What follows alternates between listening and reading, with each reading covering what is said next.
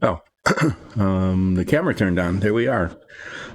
It's Monday, and it's been a couple of weeks, but Relaxing Painting with Dice and Dungeons has returned. Um, and we had a wonderful time on our expedition. Saw the eclipse.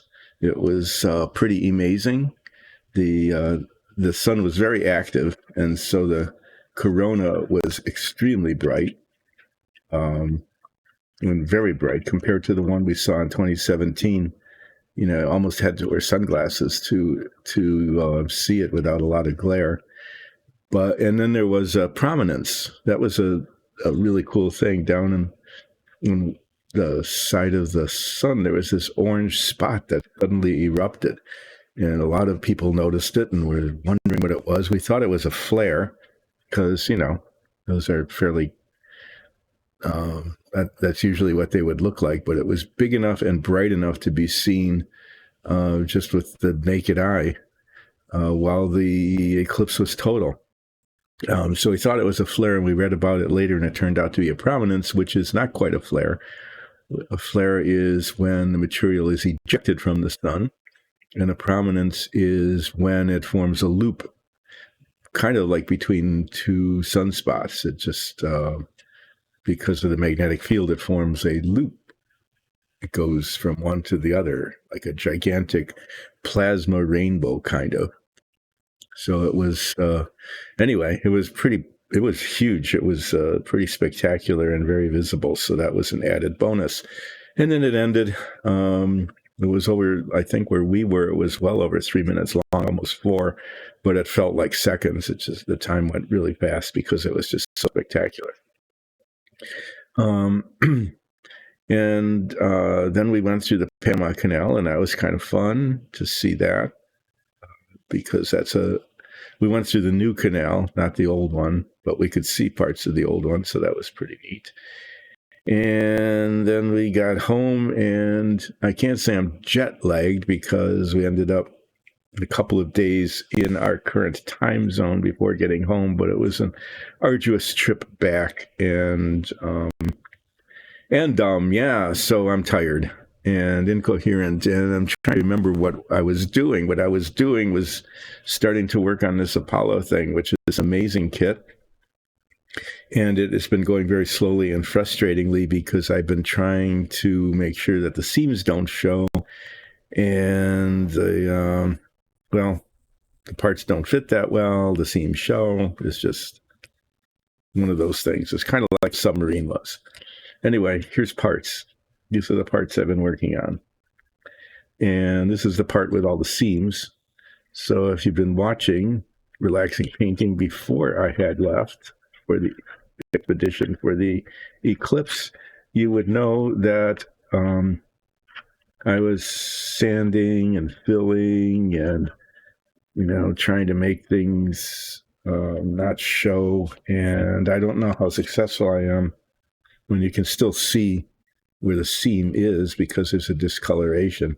But I don't know how much that's going to show once it's painted. Hopefully not terribly much. So what I'm going to do today is probably not messing around with this terribly much more. This is going to get primed. Okay, I'll have to mess around with that. I can't lay it down and prime it. I have to put a dowel or something up in here so that I can hold it and rotate it and get the primer on evenly. And once the primer's on, then I'll see how it looks. Before I prime it, though, this bit here, this little ridge, okay, that is part of, and that gets painted silver and this gets painted black because this is part of the rocket motor that lifts the escape tower away from the command module after it's no longer needed, right? So the painting instructions say paint that little line silver and then that black. And what I'm going to attempt to do, okay, is tape it. I'm going to, if worse comes to worse, I can always repaint, right?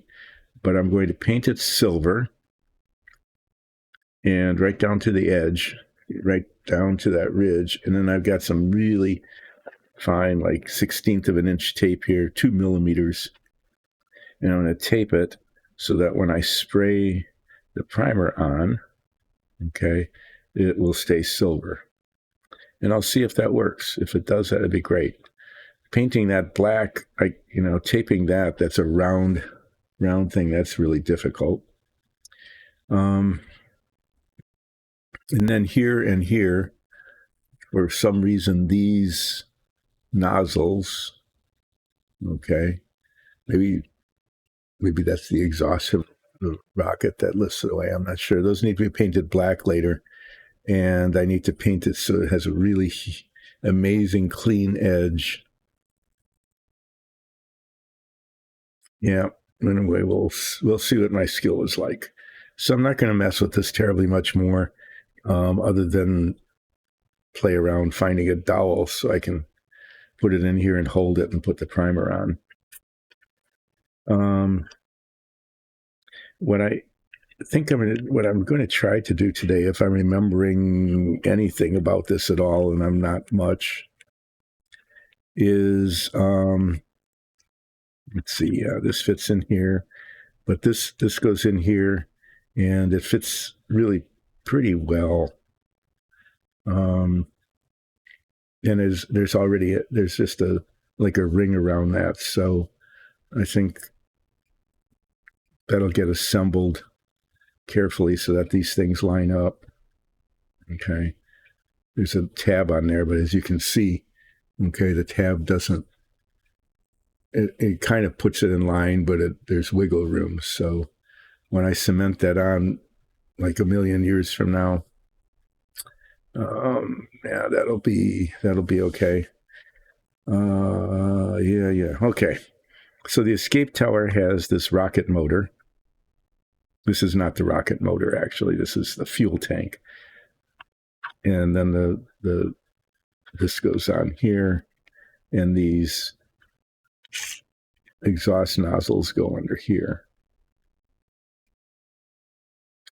And yeah, I'm trying to remember. Yeah, and then these go in here. And that's right. That was a real tricky assembly bit, because I want to paint these like steel, a dark metallic color. They go in here like this. But I want to paint this whole thing, including the lattice work, the trestle kind of thing. That is this part. Okay. I want to paint this white all at one time, so it's a nice uniform coat. But I can't. So, because if I paint this ahead of time, right, then I have to mask it somehow, and that'll be really hard. So what I decided to do, I'm remembering now. I'm reminding myself what I was planning to do, because I'm old and I've been gone for 2.5 weeks. Okay, yep. I was going to assemble this lattice work, okay, which is kind of a standalone thing. It's these 4 parts plus the ring. And then I was going to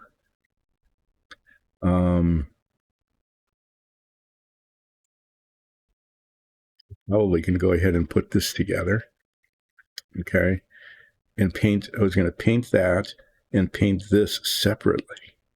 And then after it's all painted, okay, then I was going to insert this into here, okay, because this is already painted. And then this goes on top of this lattice work. And I know it will fit because I'm going to use this as a temporary holder thing,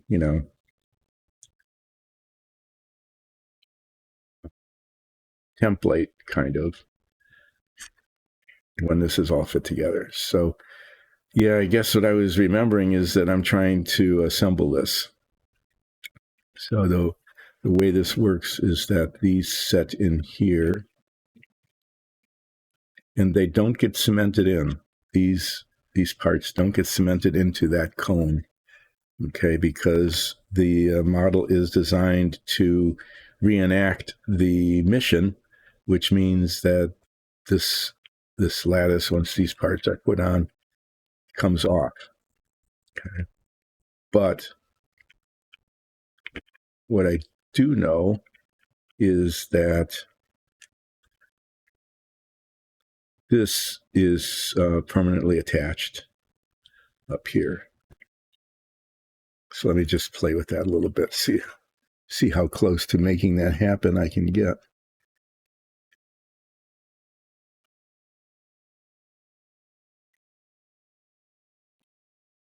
But when I cement this together, these 4 or 5 parts, I'm going to be using this to make sure that they are aligned, but I'm not going to cement it on.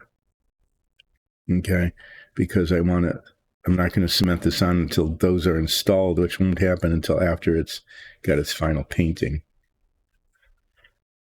I tried this, I was playing with this once before I went on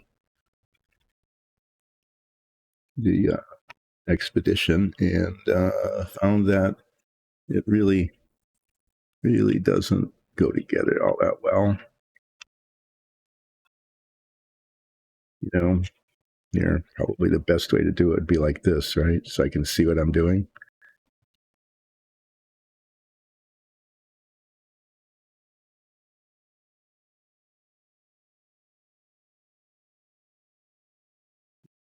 Having done that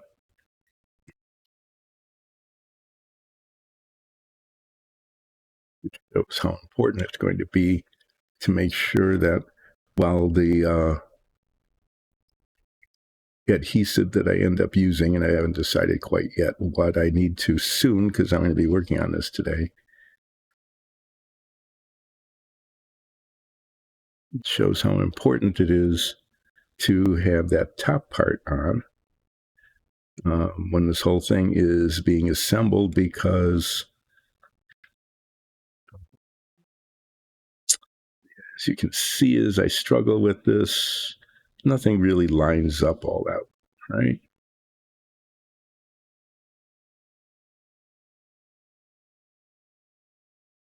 It stays in place and it all falls apart.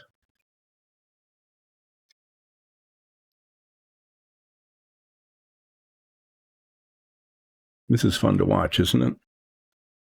No, it's not that much fun to watch. But it's me. It is me practicing the assembly.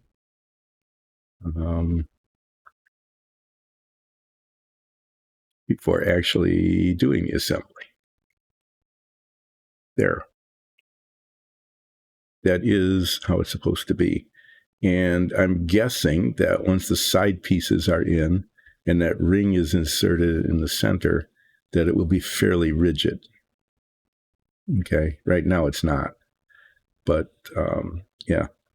So this is a temporary thing because the tower actually, the model is designed so that the tower actually comes off of the command module. So the bottom here, where my thumb is, okay, my thumbs are, that will not be cemented in, but up here at the top, once the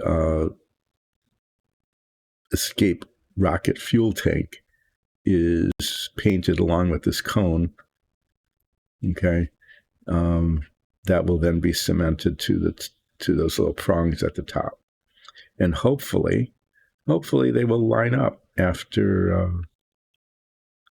that's done.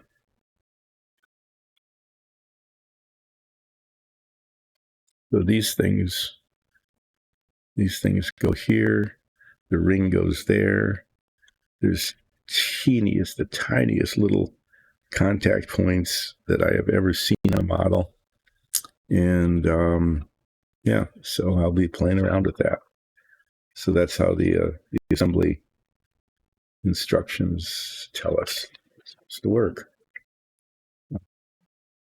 Supposedly, one of those complete and the ring and this go together to form like a right angle Okay, this kind of subassembly, and then these other parts are attached to that as well.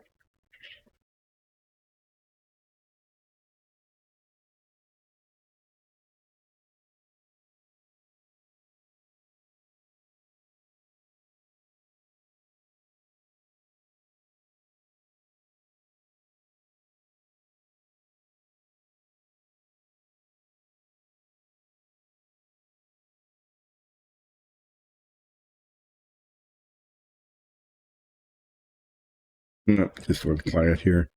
So anyway, yeah, that's how it's supposed to work.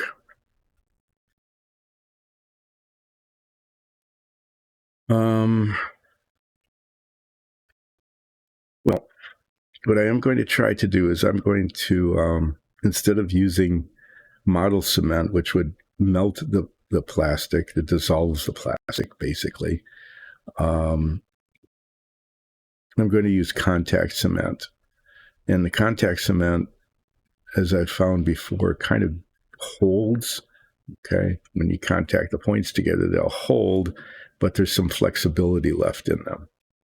Right, so that they can be moved around, and that's going to be important because all these parts somehow need to be put together. These tiny little contact points. The problem, that's the upside of using the contact cement. The downside of using the contact cement is that it's not liquid; it's like a gel, and so there might be blobs of it. So I'm going to have to be really, really careful, like with a pinpoint and toothpick point, sharp toothpick point in actually applying the stuff. If worse comes to worse, I can rub it off. I mean, because it doesn't dissolve the plastic, it'll come off. Okay, so to assist in this, I remember that now. I've got a tool called Helping Hands. Okay, I'm actually going to move this up here. This thing has anyway, it moves in a lot of different ways, right? And then it's got these alligator clips that move in every direction. So what I can actually do, theoretically at least, is use it to hold some parts in place. I attempt to stick them together, like put this here. Okay, and the first thing is to attach these like this, okay, with the teeny little attachment points. I can, in theory,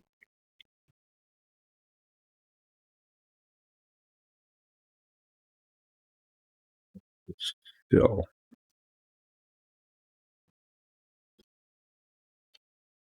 there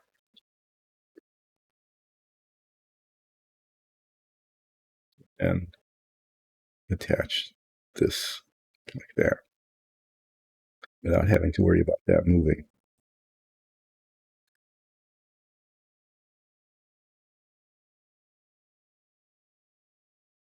Yeah, I mean, the attachment points are, first of all, it helps to turn it the right way.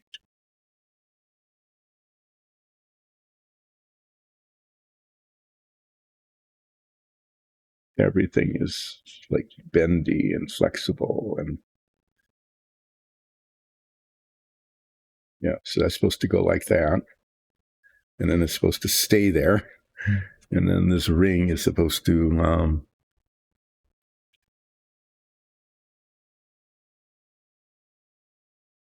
stick there and there. See how it goes.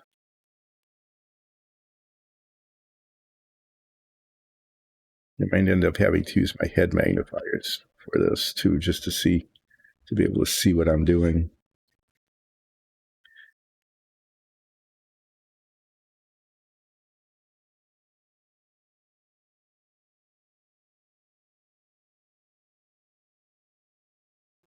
Doing this, I'm trying to get a sense what I'm doing at the moment.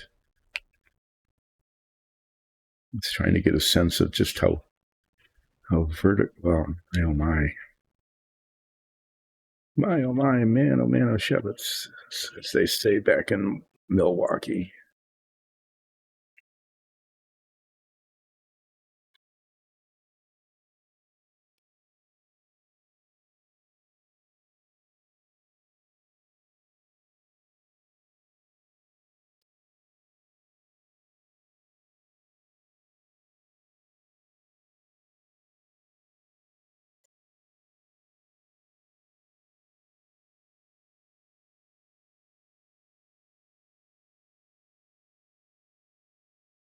Yeah, this is going to be quite a thing. Trying to get this done. Well then.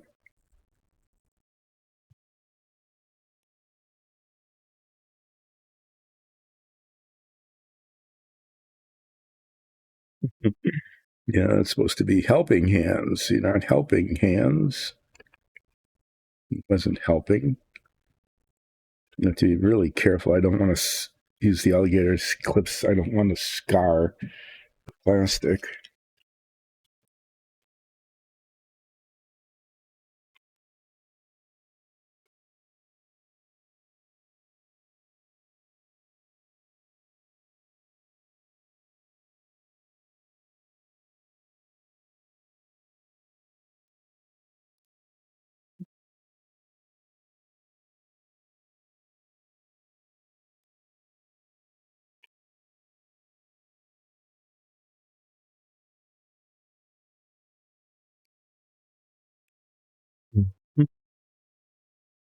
Okay, well, given how this is like really not going all that well so far, I'm going to do some painting. I'm going to paint the nozzles, the rocket nozzles, is what I'm going to do.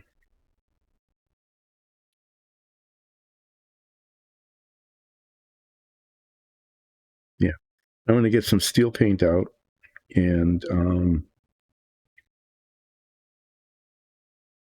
paint the outsides.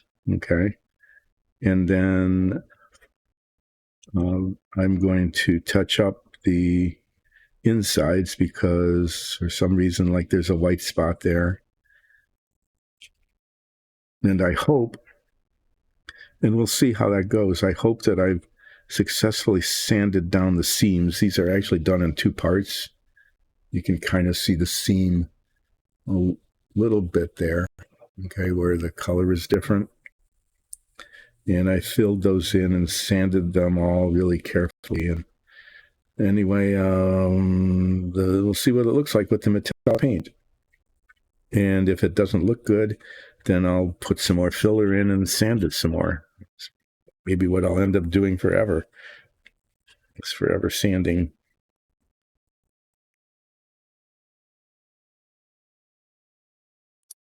So, yes, let's do something.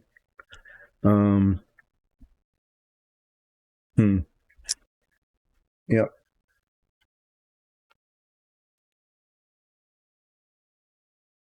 This has been relaxing muttering, and mumbling with Dyson Dungeons.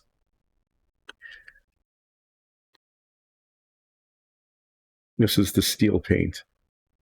It's all the metallics have, like really fine metallic shavings in them to make them look metallic. And then there's various amounts of black pigment that are put in to, give it different tones, right? Okay, so this is a thing. Alligator clips here. So I can grab this one in an area that will not be painted. Okay, that slot goes inside here. So I can grab that one there. That'll work pretty well. This one's a little bit more of a chore. So I think I can't really grab it there in between there. So I'm going to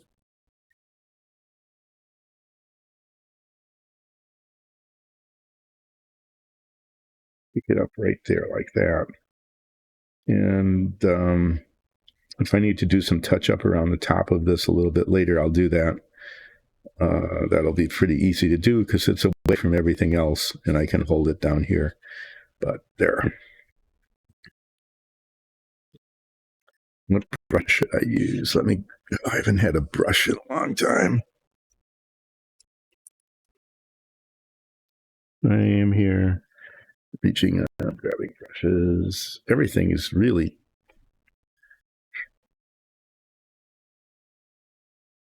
This is where I go. Okay. I don't need this brush. This is a nice, really fine pointed one. This one might work. These are all too big for what I'm doing. This one's not bad.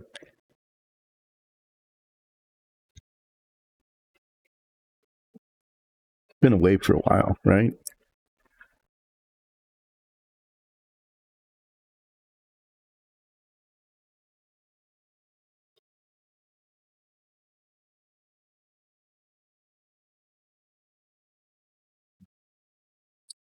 Yeah, I'm just procrastinating at this point, right?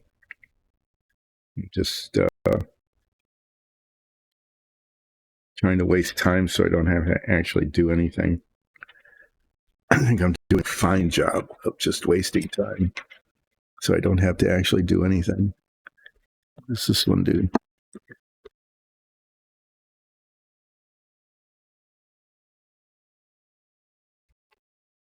Oh, that's what happened. I didn't get any coffee this morning. There was coffee and cream. I knew I was forgetting something.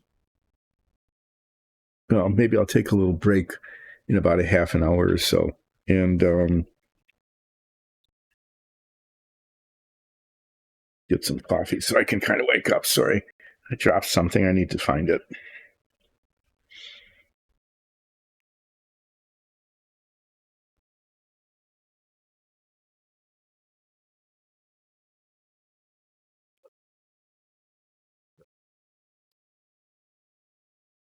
Cover for one of the brushes.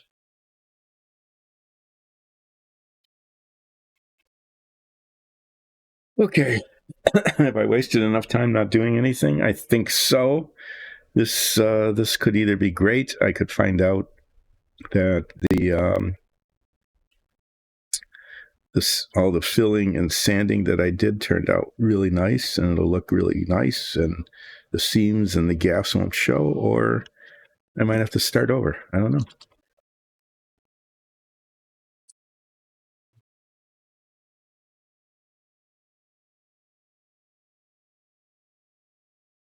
So what I should probably do now, this is usually where I just start muttering about, miscellaneous old stuff from like 1959 or, TV like that, and commercials and rocket programs. I know I spent a good deal of time talking about my recollection of the early space race, because I was old enough to actually remember Sputnik going into orbit and watching our Vanguard rockets explode.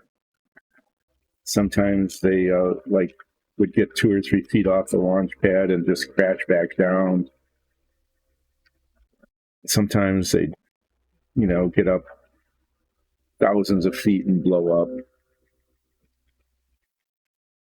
But what I remember is that the basically what it was an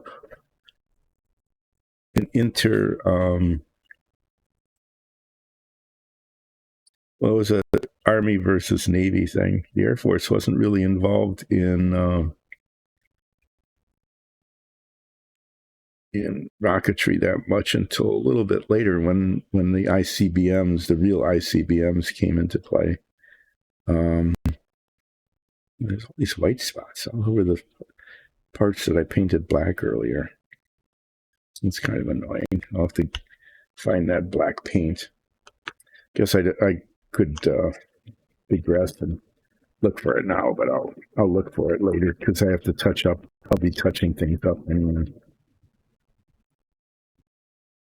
Okay, so this metallic paint is made for airbrushing, so it's really very thin. We don't need much of it at all. Close it with this because sometimes it spatters and not in the mood to get paint all over myself right now. Anyway, this is a really nice color. Dark metallic color. I'm going to paint the other one first. Why? Just because. So you can see what got going here is that it's you can see that it's metallic, but it's also quite dark. So I think it'll be a good color for the rocket nozzles. And paint it up to the edge like this, but then at some point we need to paint the very edge of the nozzle. Start with this, with the easy part. This is, like I said, it's made for airbrushing. It's really thin, but for small parts like this, okay, you can brush it on and it doesn't really show brush marks, which is nice.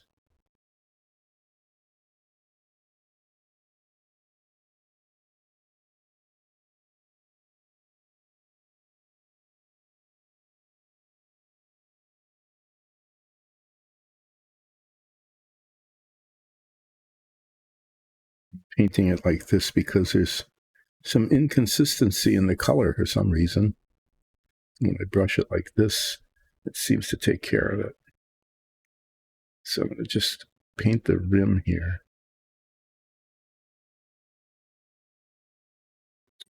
On the outside of it. I'm going to get it inside.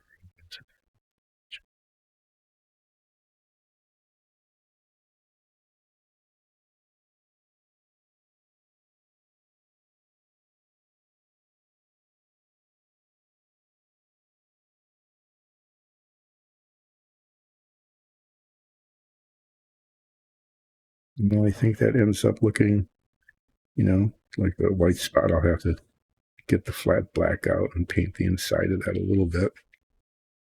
But I think that looks pretty decent. Do the other one.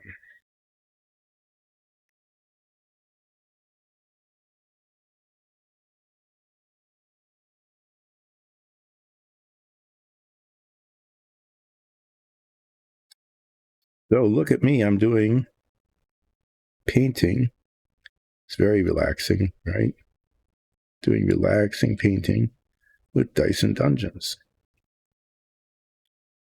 And since I've been gone for a while, let me talk about Dyson Dungeons. So Dyson Dungeons is a group of family and friends, and we are about Dungeons and Dragons. And we do a Dungeons and Dragons show that streams live on Twitch. Well, it's not live, it's a live chat. It streams with a live chat. Okay, let's try talking again. It streams with a live chat on Sundays 3 times a month at 2 o'clock. And our most recent episode streamed yesterday at 2 o'clock Eastern Daylight Time. And if you haven't seen our Dungeons and Dragons show, you are missing something really amazing because it is a really good Dungeons and Dragons show. Each episode lasts a little, usually less than 3 hours. And if you can't catch it with the live chat, you can look up and either watch previous episodes on YouTube. That's a convenient way to do it. Or you can actually listen to them as a podcast because there's always some sort of sound going on. One of our characters, Nines, the Tabaxi Bard, is usually really good at filling dead space. Oh, there's someone in chat, and I didn't look up, and I didn't have a print chat screen up. Sorry.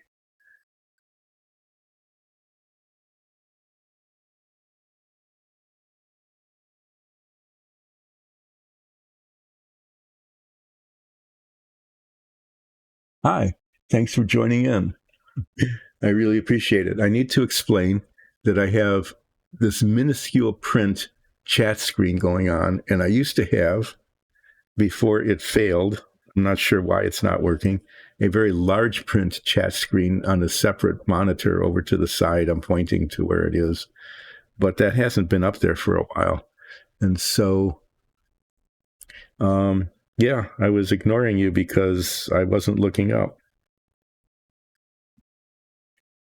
So thanks for joining in. I really appreciate it. And I can't even see it with glasses on.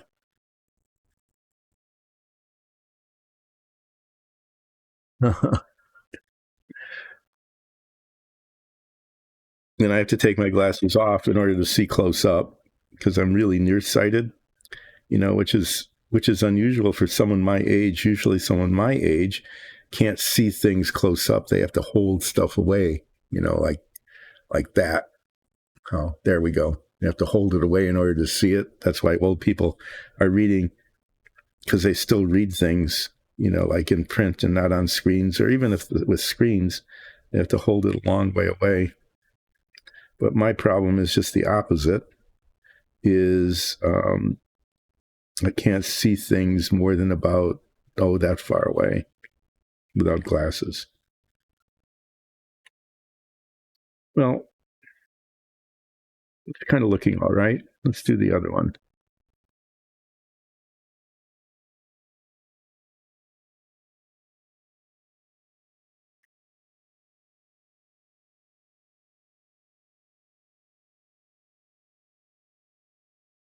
That this part that I'm not painting, that edge right there, that gets like cemented in. So I'm going to not paint it.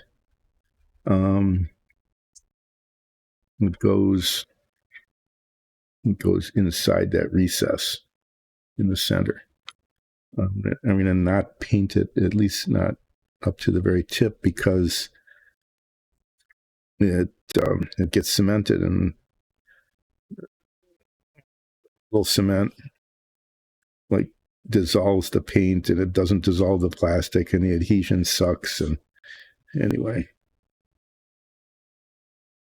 it's better not to paint it, which is good because that's where the alligator clip is holding. So I was talking about Dice and Dungeons, and Dice and Dungeons does a Dungeons and Dragons camp show. I'm one of the characters on that. I am a furbog fighter.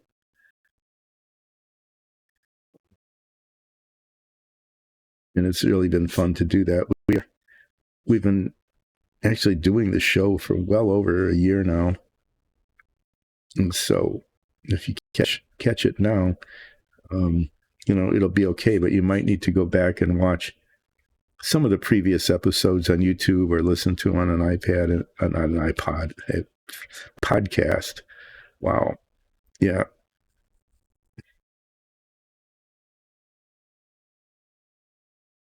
I wish I could say it was dementia, which is making me say weird words, but it's just that I'm kind of tired, having come back from our trip and not sleeping that well after getting back.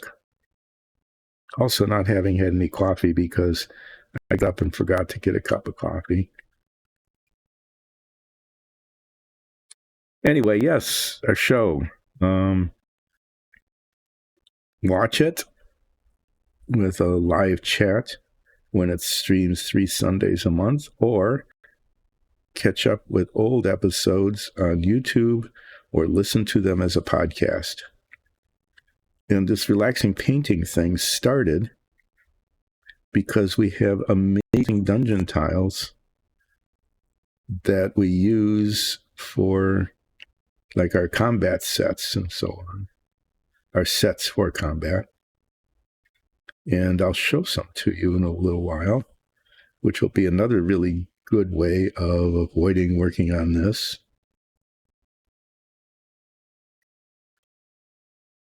Too bad that for me that this has been sort of frustrating, this part of it, because this is a really cool model.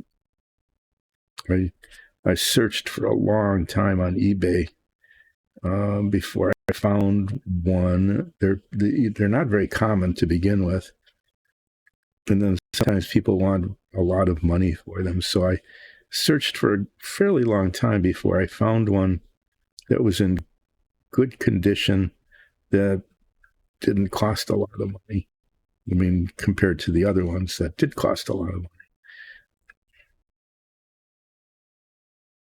And yeah, it's one of the ones I wanted to build.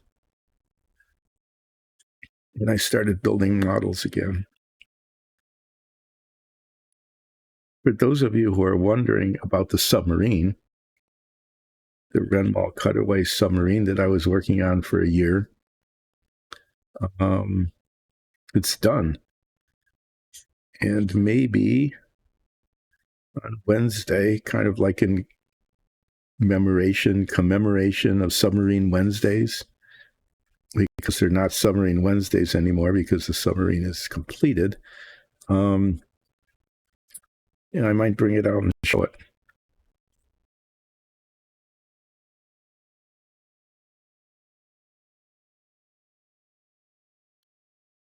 Thing, as far as I can tell, given my limited vision here, is that the seams aren't really showing. This is actually turned out okay. Yeah, I'm shocked, kind of, that it's looking as good as it does.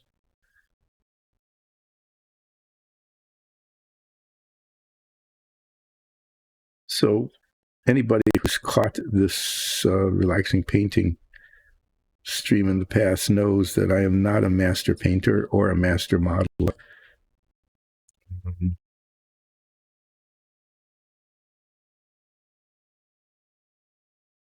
Basically, I built models as a kid, like the submarine. Okay. I built one of the original ones when it came out in the 1960s.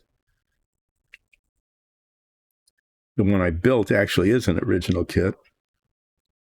It is from the 60s. In fact, there were 3 of them. I should talk about that a little bit. Yeah, so they never reproduced it, the submarine. And so what I built was based on the original kits from that time period. And in fact, I had to buy 3 of them in order to get enough parts to make one model. But I now have 2 kits left, 2 parts kits, and I can guarantee that between the 2 of them, there are all the parts that are needed to build one more. There's not enough parts to build 2. Well, actually, there are, but some of the parts are not in good condition. They're broken or very badly produced. So I would say that realistically, the 2 kits together can make one model. And if anybody wanted to build one of those, it would take some parts manipulation and things of that sort to get it to look right. Those kits are available for the cost of shipping, which probably is fairly high. I haven't calculated it. Anyway, I'd be more than happy to ship them to anybody who wanted to attempt to build one of those Renwell submarines. I'm looking for the flat black paint. This game color and model color. One of them is flat and the other one isn't. Just looking for my color chart. I think this is the flat one, but I'm going to test it just to be sure.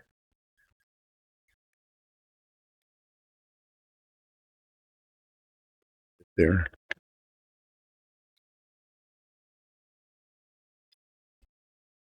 Well, yeah, I wandered off and rambled a little bit, but what I was trying to say, what I was going to say, not trying, I'm going to succeed at saying it, is that this stream started because we have these amazing dungeon tiles that we produce right here on those 3D printers behind me. And they needed to be painted. And so we were painting them, my daughter Nicole and I. And our dungeon master said, well, why don't you stream the painting? And we said, why? And she said, well, why not? And I said, why? And she said, why not? And I gave up. And so what we have here is not really a studio. This is just spare parts, basically. It's like this Ring camera and a leftover microphone and a pretty decent computer running all of this. There was an extra small stream deck because we use a bigger one on the show. Anyway, this is a workbench, not a studio. But streaming, relaxing, painting anyway, because I'm going to be painting stuff. So why not, right? It didn't take any extra time to do that because the time was already being taken up painting things. You can see that's a pretty nice metallic color. There's some variations in the gloss right now because it's not dry yet, but it came out, I think, pretty well. Let's see. I want a really fine pointed brush. Use this one for the touching up of the little bits on the inside. I'm going to there's just little spots, okay? Little spots that aren't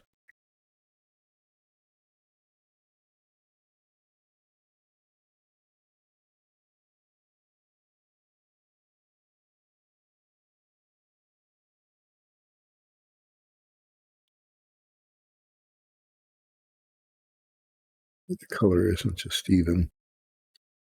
I don't know if that's like dust that got in there or that it just didn't get painted when I said, oh, I'm going to do some painting. So I just splished black paint on the insides of these things. Okay, that looks okay. There's even internal detail inside the nozzles, which is both wonderful and annoying.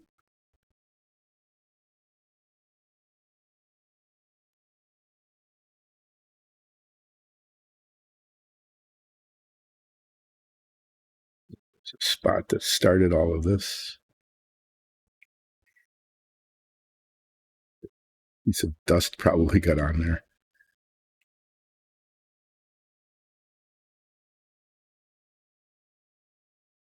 Well, there are parts to the rocket that are actually kind of done.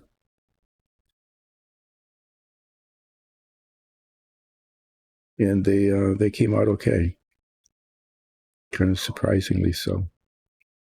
Anyway, yes, dungeon tiles being done on Dyson Dungeons. And so we started streaming the painting of those, and eventually minifigs and dungeon tiles ran out of them. A bunch of minifigs here every once in a while. Some get printed for the show, and they'll get painted here.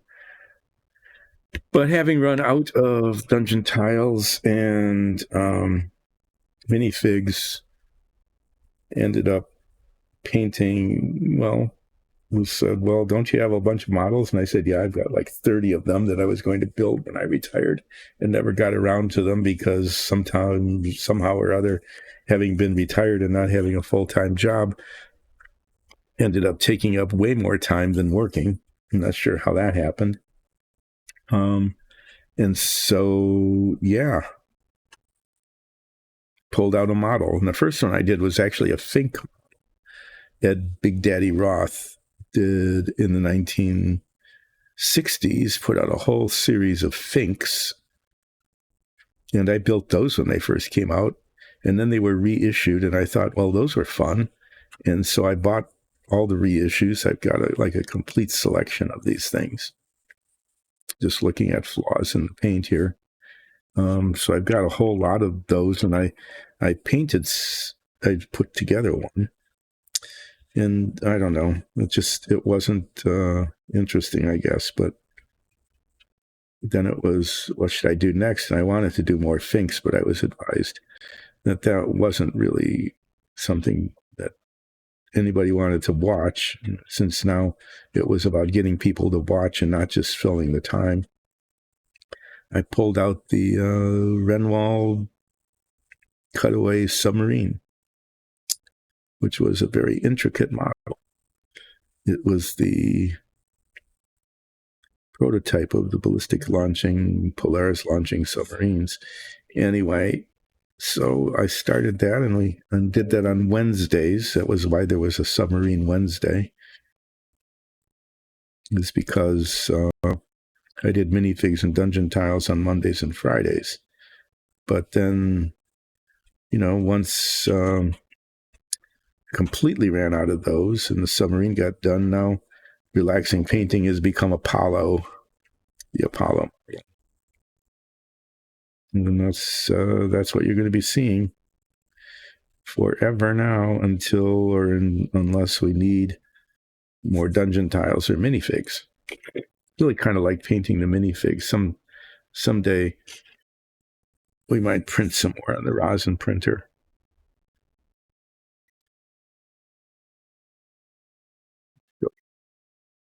That I'm just doing little touch-ups to the extent that I can see touching up is needed.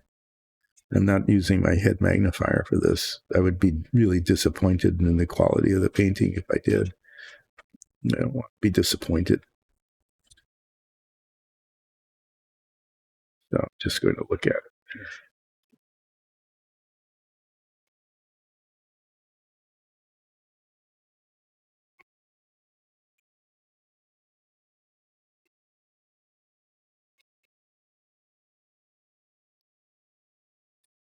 Tried trying, and before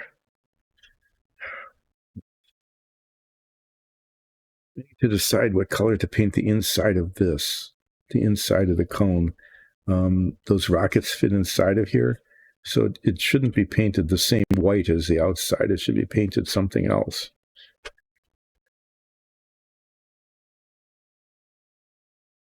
And I've got, well, I'll prime it and then decide later. The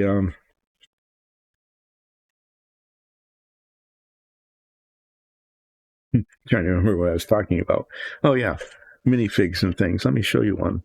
Like this is one I did not too terribly long ago.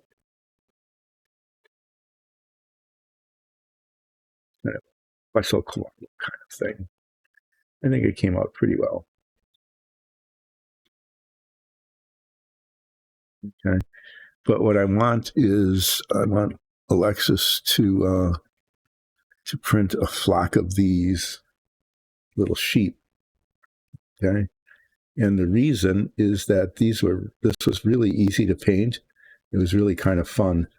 Just put a white base coat on it, and then take a light tan color and dry brush it, so you get a little bit of texture, and then paint the feet and the face, and the ears. Okay, so the ears show. And I thought, well, I could knock out like 15 of these in one stream, and then we'd have a flock of sheep. And in Dungeons and Dragons world, it might just be a flock of sheep, or it might be a sinister flock of sheep doing sinister things and becoming a real challenge to our party. Well, there's that. I really do need to take a quick break. This is like an hour early. I'll probably take a second break, but for various reasons, I need to take a quick break. It'll be maybe 10 minutes. I need to just do taking a break things. So, but since I did a landmark thing here, I did a painting. Okay, I did some painting, and it's moving along. I'll be back in just a few minutes. Oh yeah, when I get back, I'm gonna do a little more painting. I have to paint this silver. I'm going to use one of the other silver colors, and then I'm going to let that dry, and then I'm going to tape it to prepare it for priming. Yeah, and I could, I'm going to take that break. I really should. I'll be back in just a little bit.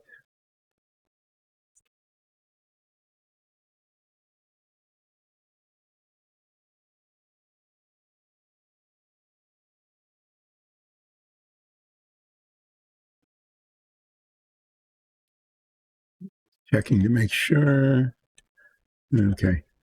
So what I was doing is checking to make sure that the music was not playing. That was a long story that I told before I disappeared for our eclipse adventure. Is that we have music by Alex Nakarada, who composes really amazing stuff, but somehow or other there's one of these copyright dispute things going on, and we don't want our stream to be silenced because somebody is falsely accusing us of using their music. Anyway, yeah, so that's why the music isn't playing. So that's why I need to drone on and on and on and in an incomprehensible way in order to fill the space, right? Okay. I need some silver paint. Let me see. I'm reaching over here into this amazing paint holder thing that we produced. Chainmail silver is really pretty good. I think I'll use that. The thing I'm painting is this little raised thing here, right along here. That's apparently like a fuel line for a little rocket control thing, tiny little rocket motor. That is designed to lift this entire escape tower away from the command module once it's safely high enough that it isn't needed anymore. And I'm going to paint it down onto the surface below it so that it gets all the way to the edge. And then I'm going to let it dry. And once it's dried, I'm going to tape it off before I prime this whole thing. And once I prime this whole thing, then we'll see.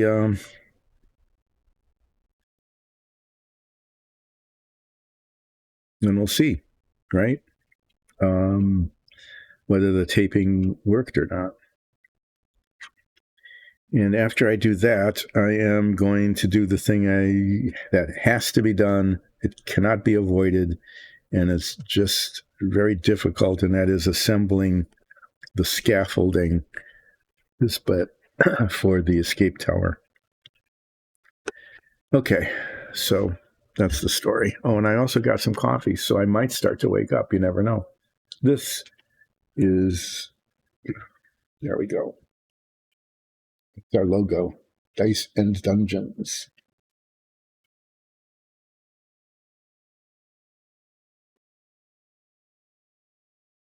So I'm drinking out of an official Dyson Dungeons mug or cup or whatever.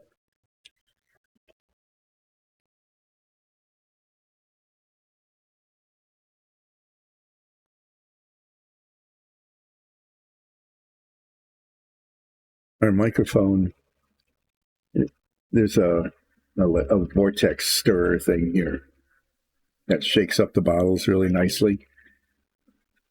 And it makes a wonderful humming noise. Sometimes I can get it to shake the entire work surface like that, or at least the camera.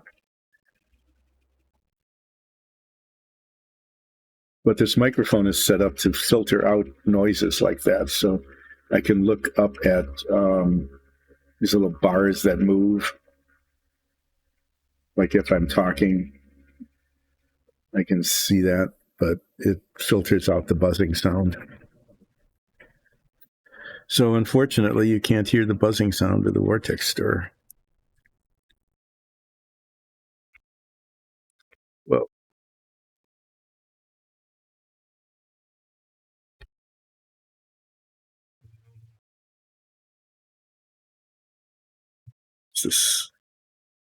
use this brush. I think this will work pretty well.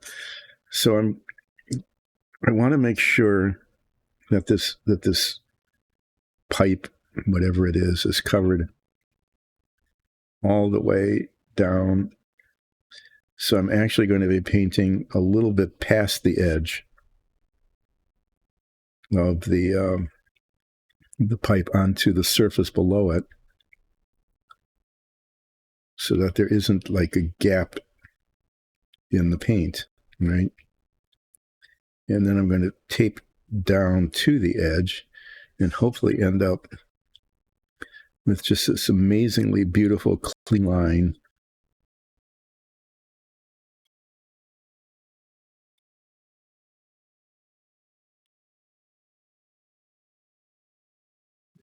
So it looks like I'm doing a pretty good job already, but amazingly clean line.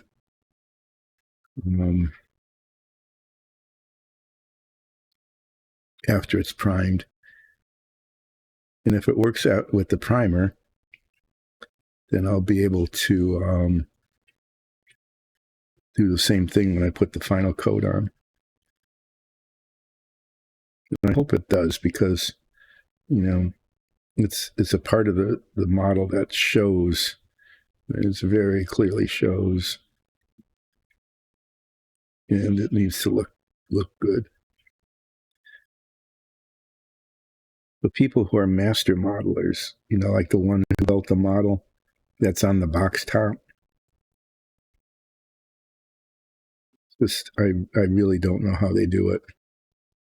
I mean, I can read about it, I can watch YouTubes to get the technique and all, but I can't replicate it. They must have, you know, amazingly steady hands and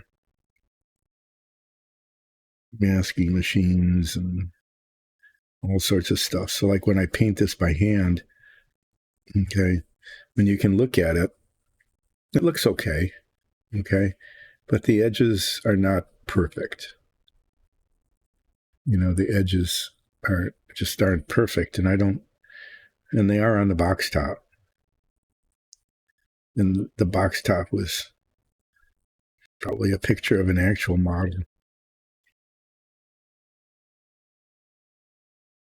So if you want to see amazing model construction and painting, this is not the place, because I am not good at either modeling or painting. I am adequate. If you want to see adequacy, excuse me. If you want to see adequacy, this is the place. Okay. The other thing is, if you like doing this kind of modeling and all, and you're pretty good at it but not amazing, this is a good place to come to, because then you can say, oh, look, there's somebody else who does adequacy, right? And my stuff looks even better than that, so I must really be pretty good. And that would be true.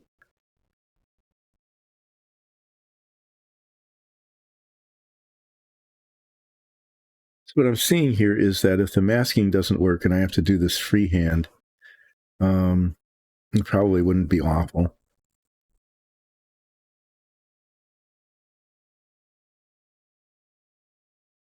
There's a complication I hadn't thought of.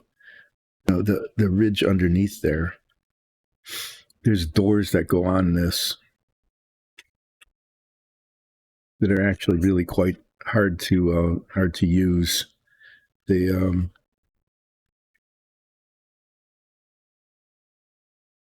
attach here and here, like that. Those are the doors that cover it during launch, and then when this is no longer needed, okay, the doors open and the rocket fires and it shoots off.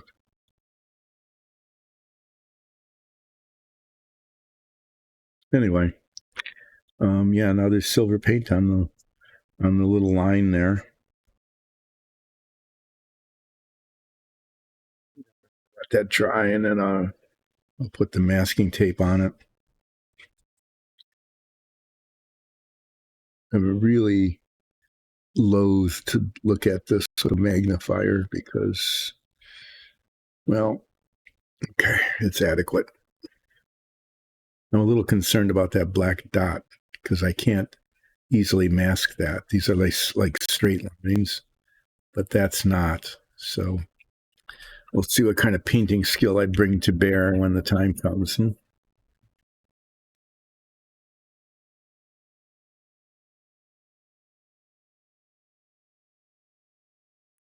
All right.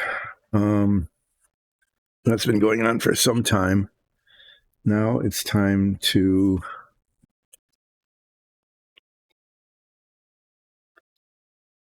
I'm going to use this to put underneath the contact cement.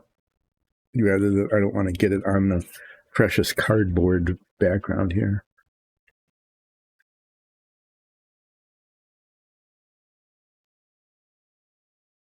Not that I want to preserve the cardboard. It's just that if I get it on there, then it'll get everywhere. It'll just accumulate and stick on things. Okay.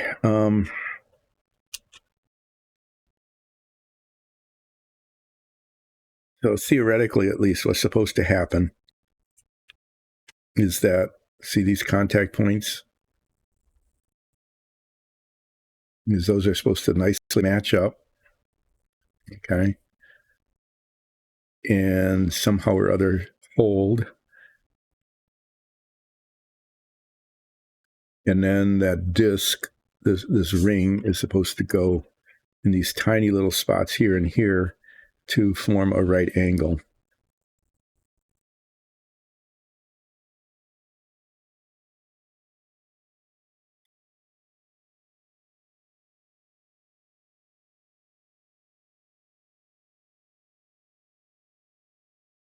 I don't know how possible this is going to be.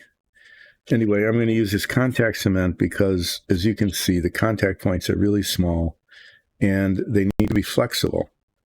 Because once these are like attached to each other, okay, unless for some reason I was able to get it at exactly the right angle, even though the model cement doesn't set up immediately, it provides a little bit of give. I mean, for all I know, this is going to have to stay flexible for quite some time. I don't know. So the contact cement, even though it adheres, does provide some of that flexibility that might be necessary as this thing gets assembled. And if worse comes to worse, it can also be because it doesn't dissolve the plastic the way the model cement does.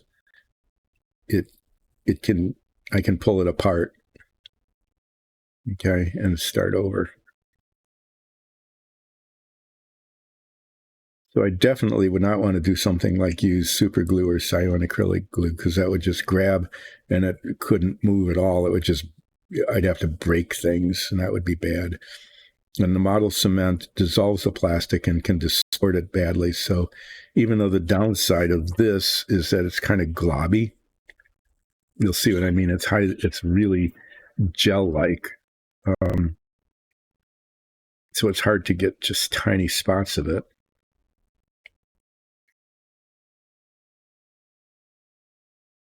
It is a lot more forgiving, but it does have the advantage, the important advantage of grabbing onto itself. Okay.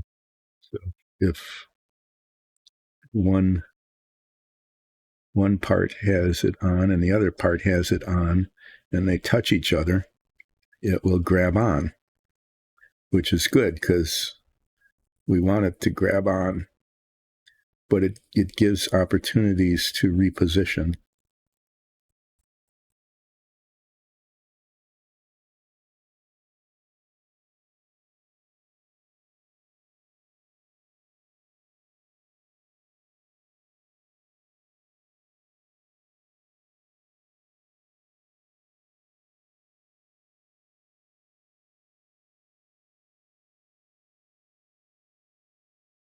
Doesn't necessarily stick to a surface that well.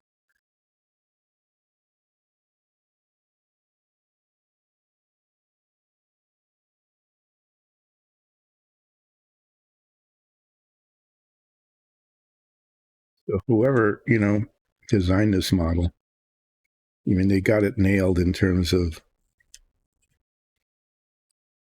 how it's supposed to look, but I don't know. The assembly is just this part of the assembly is really amazingly insanely difficult.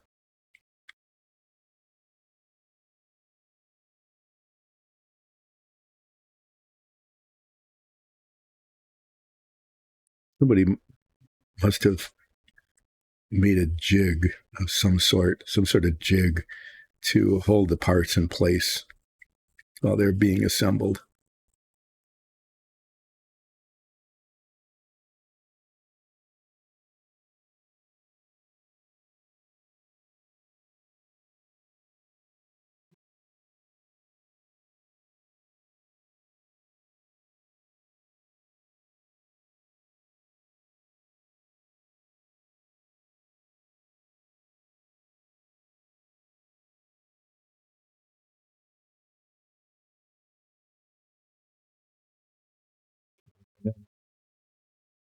Little divot here is where those tiny little prongs on the disc, this circle goes.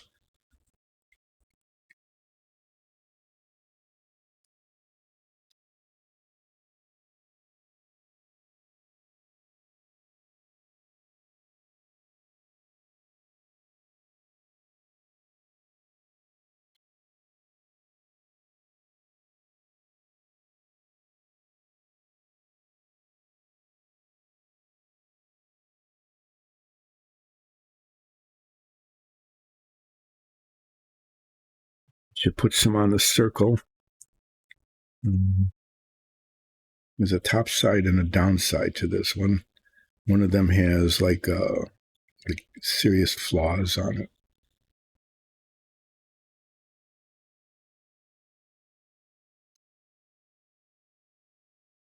I have to try to remember which of these little prongs actually has this contact cement on it.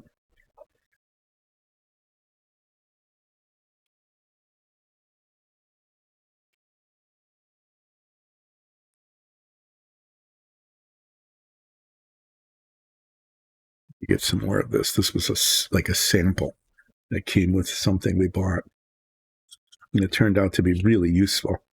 I've used it many times, for the most part, to replace sword blades and arrow points on some of the minifigs, because they have a habit of like just breaking off breaking off and disappearing after they break.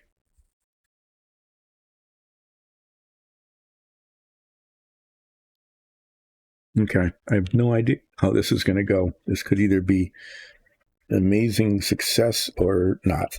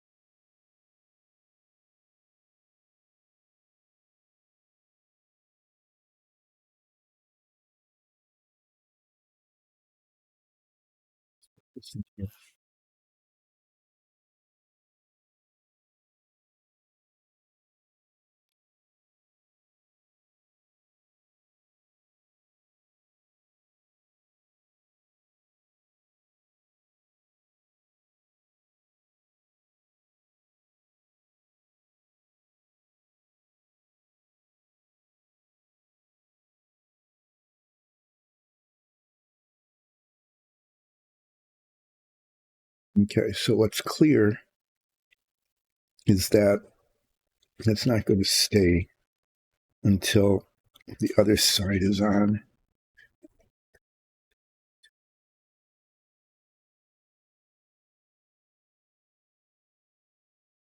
Okay, so things are sticking. Okay, so sticking is a good thing.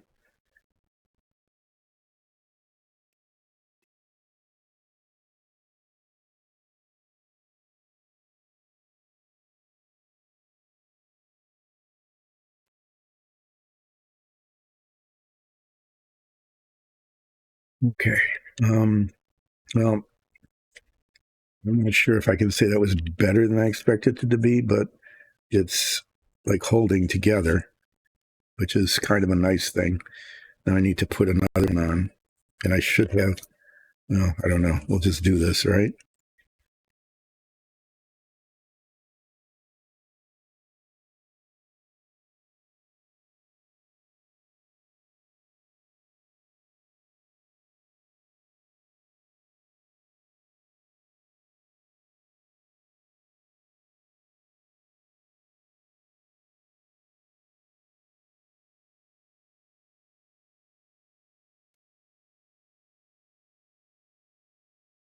This stuff is really rubbery, and so I'm hoping it will kind of like fill the gaps as there are,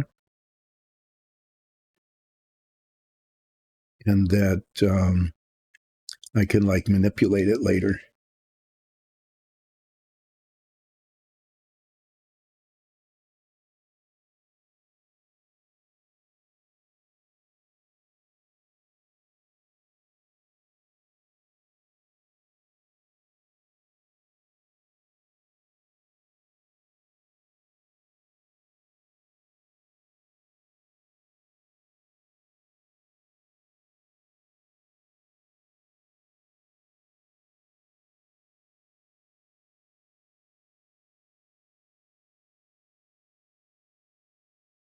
Right? I'm just really nervous about all of this bit here. And once I get three of them on, the application of the cement will probably become more difficult. Um, but I don't want to put it on all the spots. Well, maybe I'll just do that.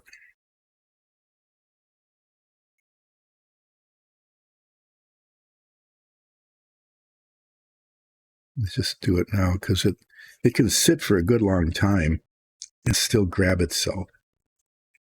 You know.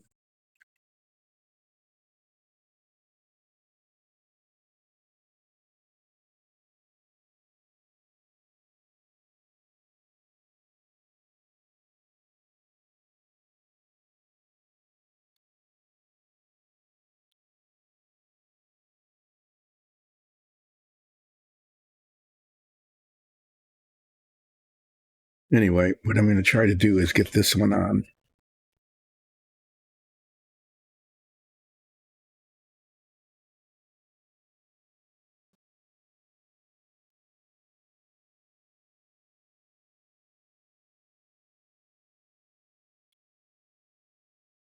It's where the flexibility is really important to get these lined up.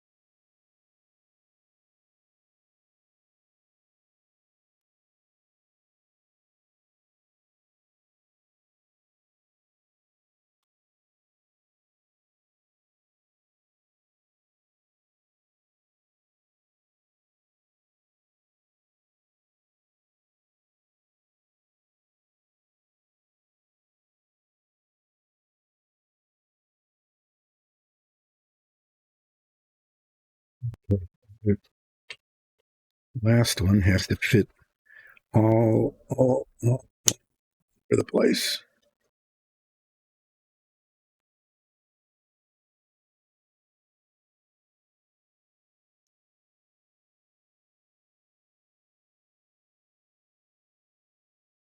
You know, I'm lapsing into radio silence here because this is just like I don't know if this is going to work or not, if these parts will fit or not.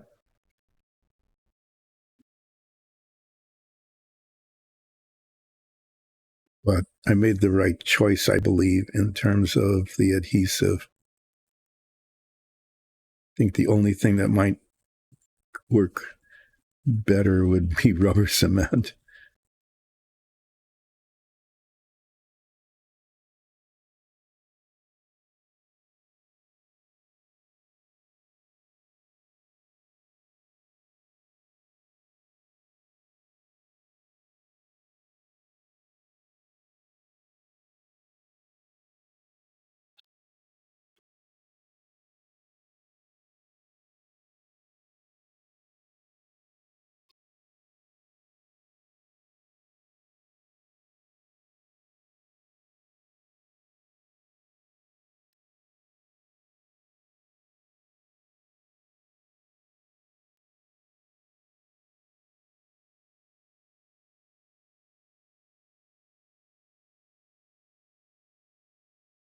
Yeah, I might have some blobbiness, from the cement, from the contact cement, but that that can be cleaned up. I've done that. I know that that's the case.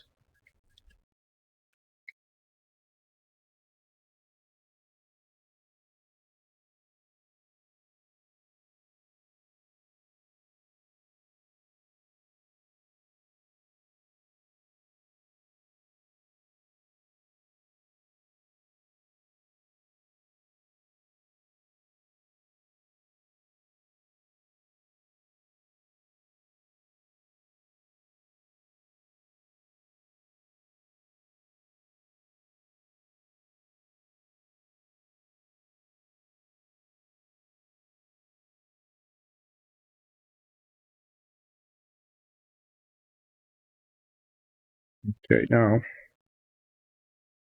supposedly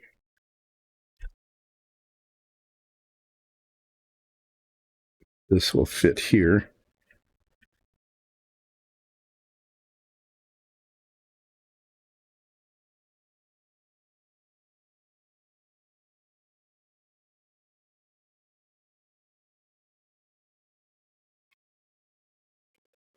Some way.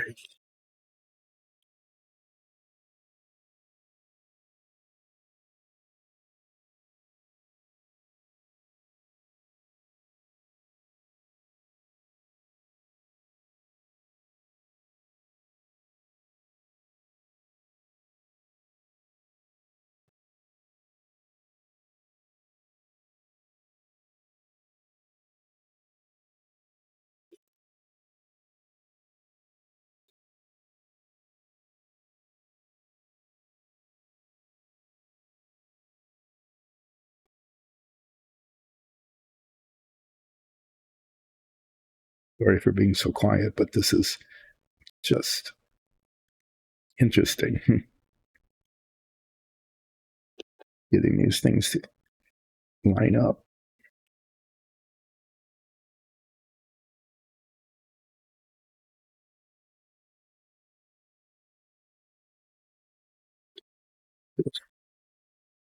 This on the top.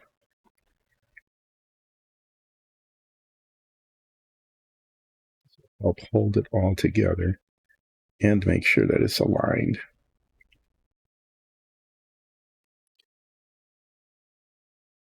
I want to hold it like this as I manipulate, as my eyes start going bad here.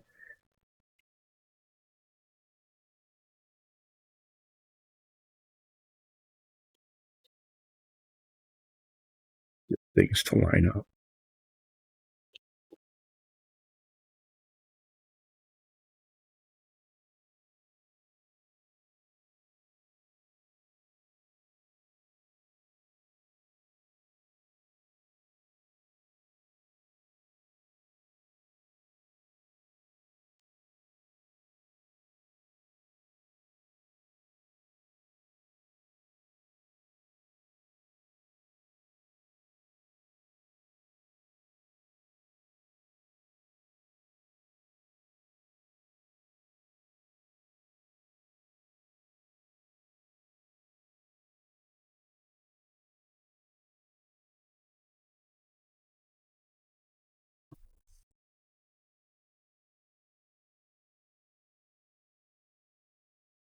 Okay, that's not good.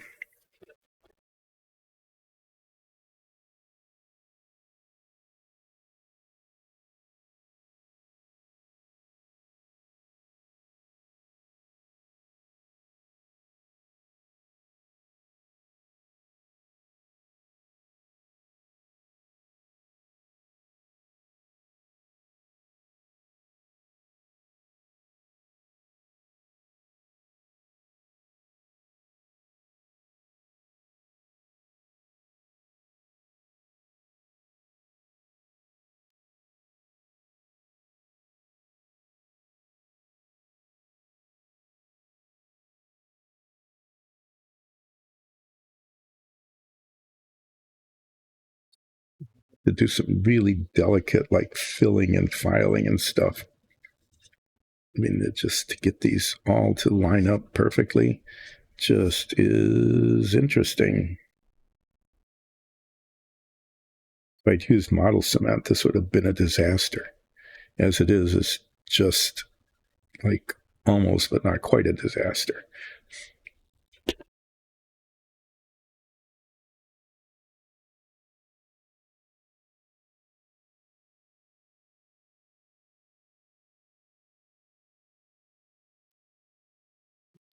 It's okay on the screen.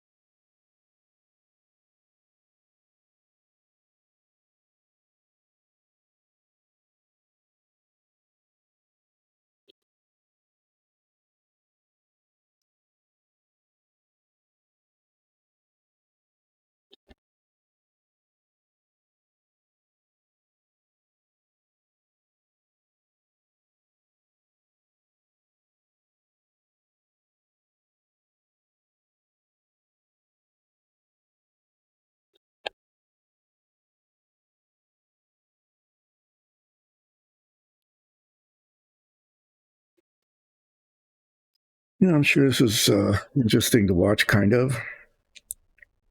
That's the problem. That needs to go down.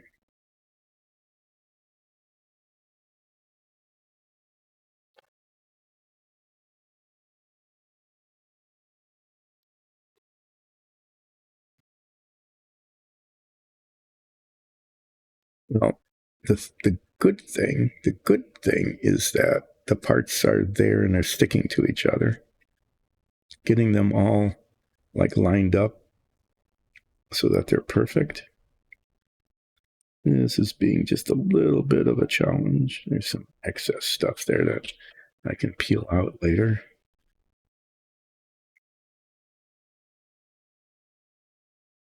See that glob there? You probably can't see it, but that's a glob of contact cement. And if that were model cement, it would be like dissolving that entire ring right now and making it a disaster. As it is, it's just a blob.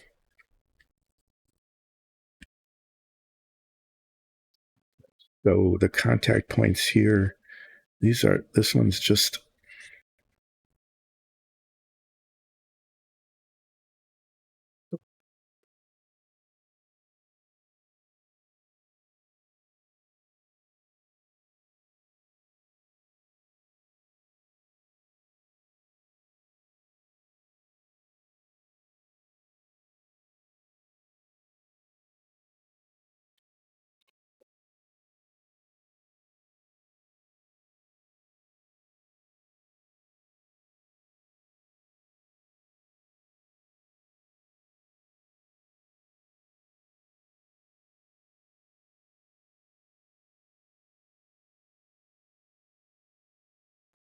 we used to have a bit, give it a little bit of, yeah, see, there's a little bit of a blob there. I can pull it, which I couldn't do with model cement. Here,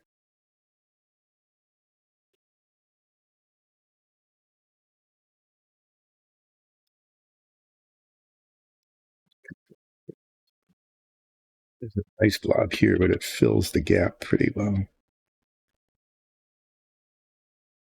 I'm gonna mess with that right now. This side, this one's up a little bit. Push that back. It's like it's a little rotated a little bit. Do a 180 here without losing the integrity. So that's just not in the right spot. There, that's in the right spot.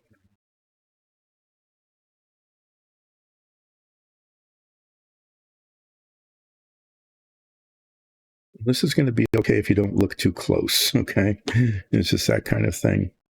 The parts are molded nicely so that they should fit together really well, but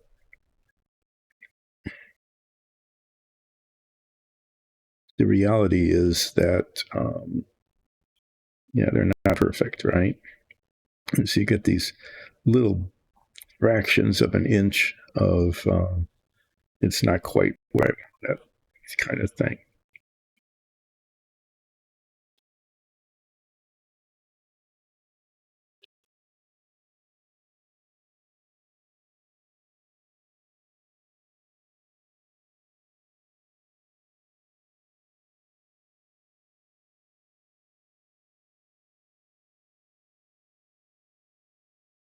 Like here, if this since there's still some flexibility in it, if that isn't adhering here like that, okay, I can always use model cement and just get it into the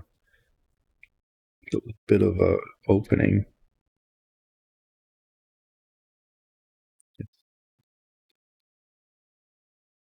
This needs to squeeze here, and there aren't enough fingers in the world to do that.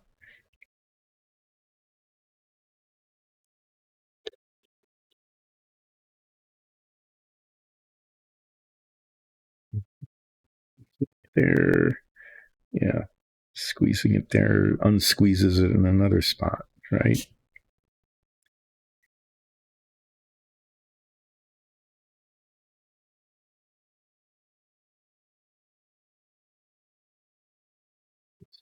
This joint here is the that shows the most. This one doesn't that much.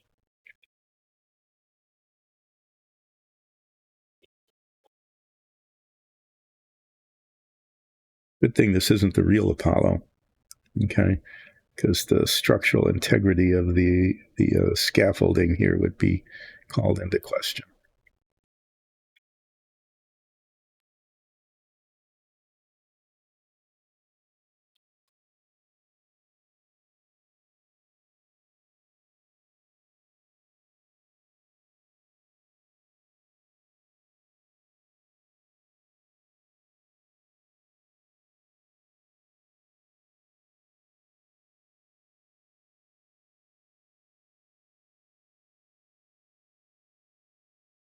Well, let me say this.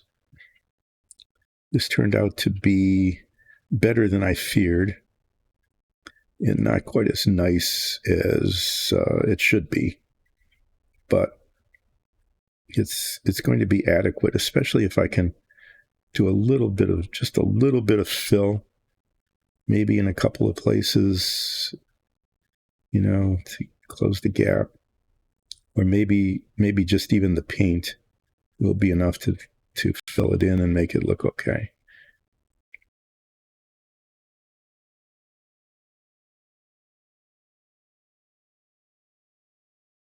But what I can say is that um, it the pieces are in place; they're sticking to each other. I chose the correct adhesive. Anything else would have been really bad.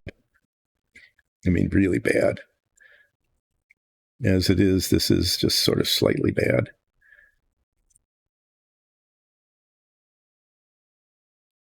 It's minimally bad.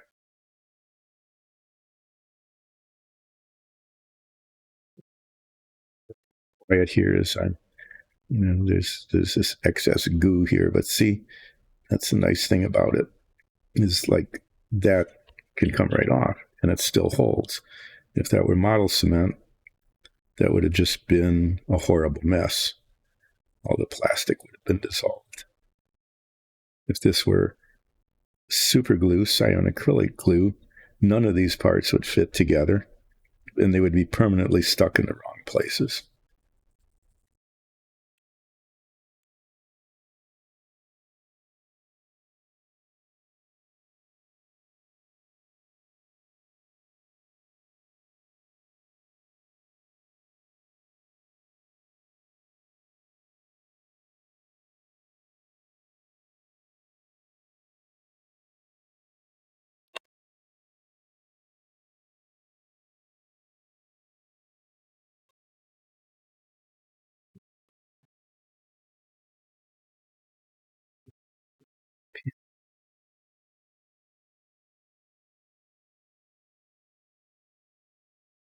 I wonder,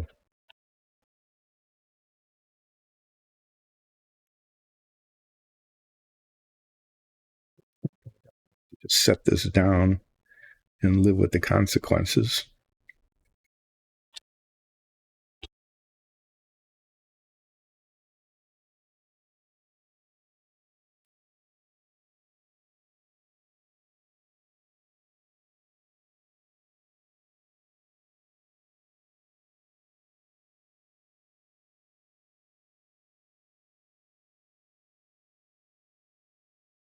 This has been a not very relaxing, not painting section of painting with Dyson Dungeons.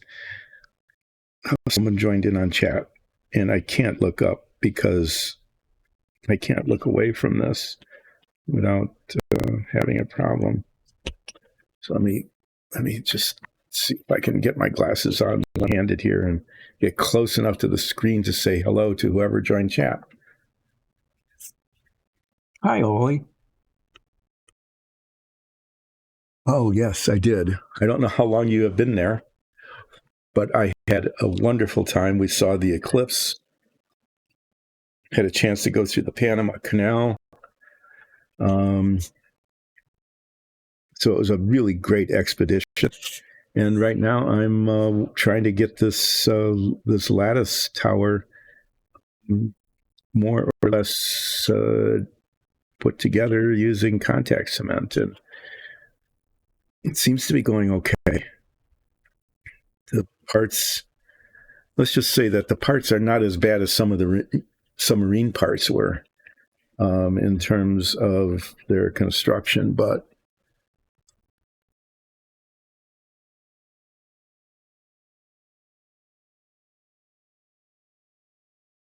thank you. Yeah, it doesn't look too bad. If it holds together, and I'm guessing, the contact cement will hold together. And if you don't get too close to it, I mean, there's these sub-millimeter just places where it's just off. just tiny, tiny little variations that are just enough to see, but can't really fix. I'm going to stop playing with this in a little while. This is just misaligned enough, but it won't realign. I can't get it realigned. And there's some places where it's not connected very well. But I don't think it shows too badly. I'm thinking that if I do a little bit of filling, maybe tiny little bits here and there, maybe, a tiny bit of model cement, like on this joint right here. Although, if I could hold that, maybe I can hold them like this for just a little bit. This part came out, I thought, pretty well. It looks pretty decent. I'm going to prime this soon, maybe between now and then. Let's see, what have I got? My clock stopped working. Oh, yeah.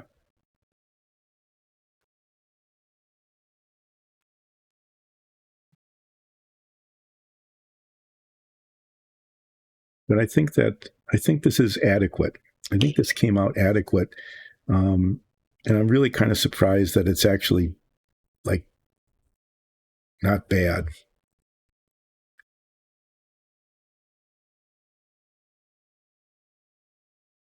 I mean, right, what I was going for with this escape tower is not bad.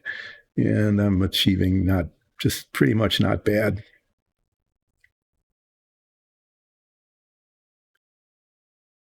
So I'm going to get this lined up just a little better.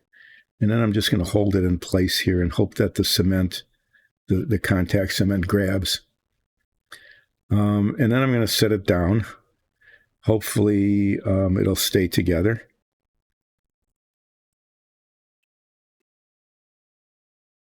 And then on Wednesday, when I come back to this, I might play around with it and, get rid of some of these blobs of cement that are on here.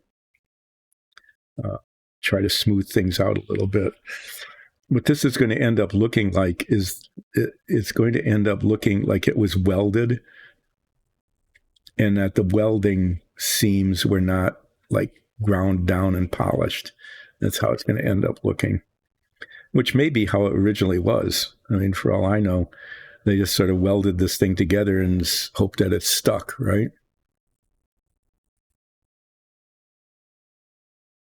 So on Wednesday, I'm going to, since I finished the submarine before I left on my trip, I want to show it off to people who might have missed that, because it came out okay. Again, the inside of it looks pretty decent. The effort to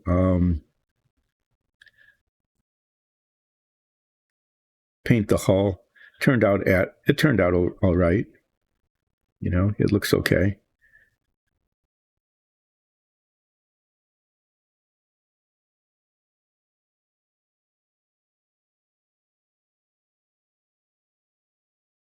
These joints, this one here is not quite right.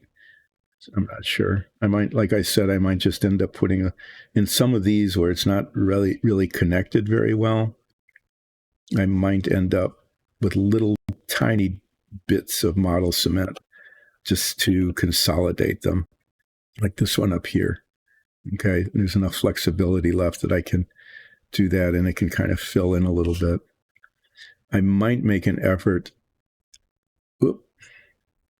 What I should do, okay, this is what I'm going to do here, is I just need to put more contact cement in there. Do that by one-handing this. I hope I'm not making a mistake. Sometimes, as Ole knows, when I have something that's almost like just right, okay, and it's not, I mess around with it and it doesn't get better.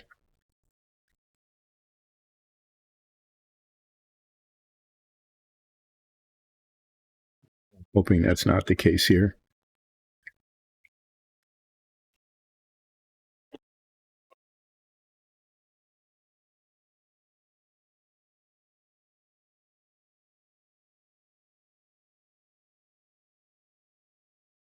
So this is, in fact, this bit here, this tower, is the most difficult part of the whole model. And if it comes out adequate, the rest of it should be pretty straightforward. At least I'm hoping so. I'm supposed to do the command module next, but I'm not going to, because even though this is a pretty detailed model, the interior of the command module is really not very nicely done. I mean, it just isn't. And what I was going to do, but I didn't because I was on this trip, is I was going to look for like a sticker or decal set for the control panels on the inside of the command module, because they sort of show up, okay, in relief in the model. Okay, I mean, there's an impression, a very, very slight impression of the control panel contents, but that's all it is. It's just this tiny little bit of impression, and it doesn't show well, and it would be impossible to paint because they're not like raised up enough, right? The relief is too shallow, and so I was thinking it would be kind of cool if there was an aftermarket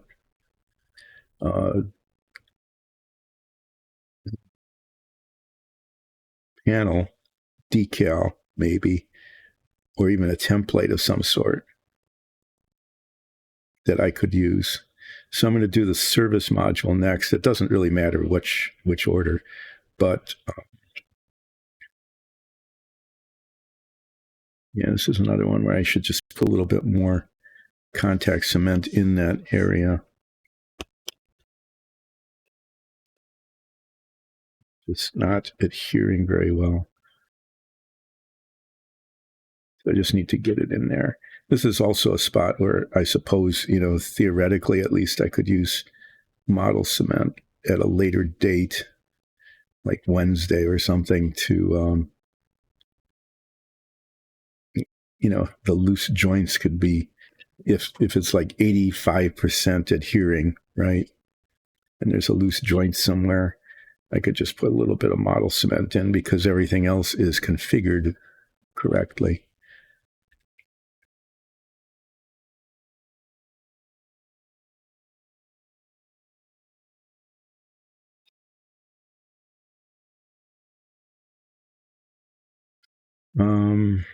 But yeah, on Wednesday, I'm going to show off the submarine again before I find a place somewhere. I'm not sure where I'm going to put it, because it's a maybe I'll even try to close the hull without breaking it, because otherwise it's going to be like a dust collector that will never ever be clean. Okay, and that's okay there. This doesn't quite line up here. Okay, I'm going to hold this in place for a while. Let me talk about, I don't know,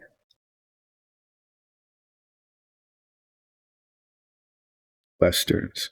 So we can talk about Westerns in the 1950s and early 60s. So I think National Geographic magazine just recently published a real story of the OK Corral gunfight. And I'm going to do a compare and contrast between the true story as told by the National Geographic magazine online subscription thing and what the popular version of it is. So one of the contrasts is Wyatt Earp. So everybody thinks that Fire was the marshal there in Tombstone, but he wasn't. He was his brother Virgil was, and he was just deputized, and he was like deputized the morning before they went out and had a battle with, they say, the Clantons, but the Clantons only made up like half of the people that they were battling against in the gunfight. And it turns out not only was that an inaccuracy that lives on in legend, okay, but it wasn't even at the OK Corral. It turns out that the gunfight was actually in the alley behind the OK Corral. And it makes sense, right?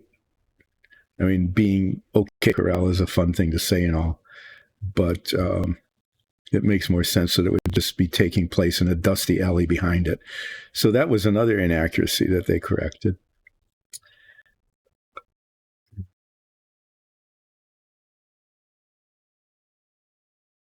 So there's some controversy about whether or not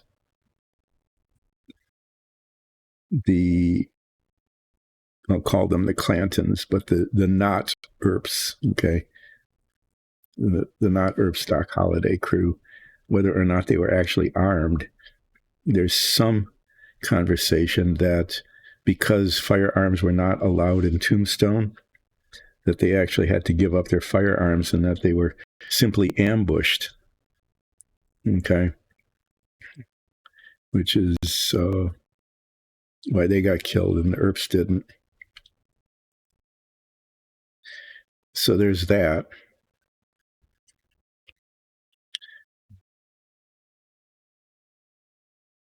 And, you know, the Earps were not, none of those people were terribly moral, right? This was the Wild West. So the Earps made a lot of money by not quite cattle rustling. They weren't like the cattle rustler types, but, you know, little bits of rent seeking, you know, doing favors for money, that kind of thing. They didn't make their money being marshals. Not that they were terribly rich or anything. Anyway, yeah, so the other compare and contrast is that, you know, the Wyatt Earp story about bringing law to the lawless territory and stuff was just nonsense. He just moved around. He and his brothers just moved around opportunistically, you know, and because they were a marshal once someplace, then they got to be marshals elsewhere because, you know, it was on their resume, I guess, that kind of thing. So the real Wyatt Earp was not like the Wyatt Earp on the TV show. I mean, they made movies about this too, but the TV show had this theme song. It went Wyatt Earp, brave, courageous, and bold, which seems kind of like a redundancy, right? You don't have to say brave, courageous, and bold. One of those would do. But, you know, song lyrics, they have to fill in the space in a music kind of way. So long live his name, and long live his glory, and long may his story be told. And it was like one show after the other of this fake Wyatt Earp bringing law and order to lawless territories,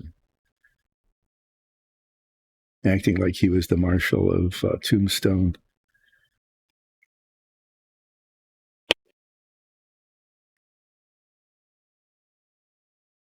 Anyway, yeah, that was just one of those things where reality and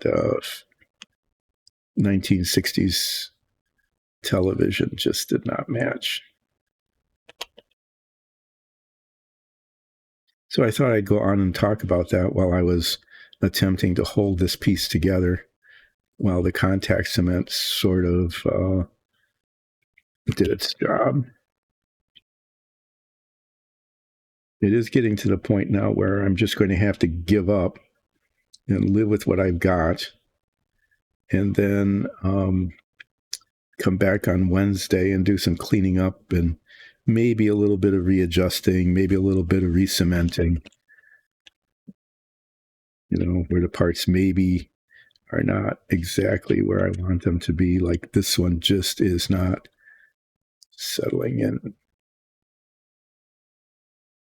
But like I said, if it holds together like 80%, so it doesn't just fall apart, then I'll be able to come back with the model cement and get just little bits of it to seep into the seams here and position them and hold them in place.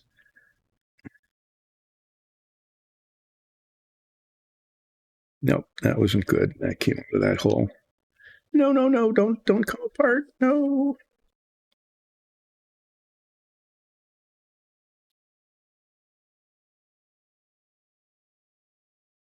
Yeah, see this one it's just adequate. It's not good. So this one might need to be I'm gonna have to mess with that one on Wednesday. So tell me that at this point I should just leave it alone, please, because anything more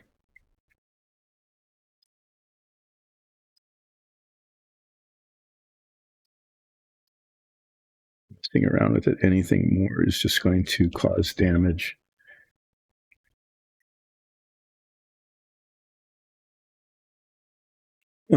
Yeah, so this holding together mostly like the 80% level. Going to get it back in there, and I'm going to set it aside. Did I pull it off on the top?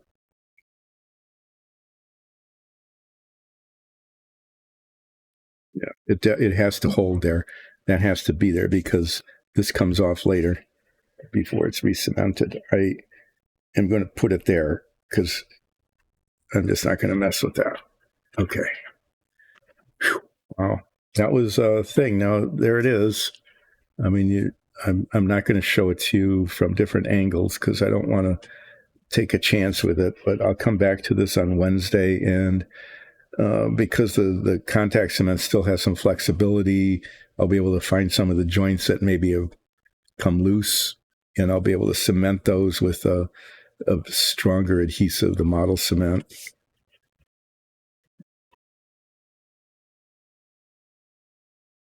And yeah, I just messed it up again by touching it. Don't touch it.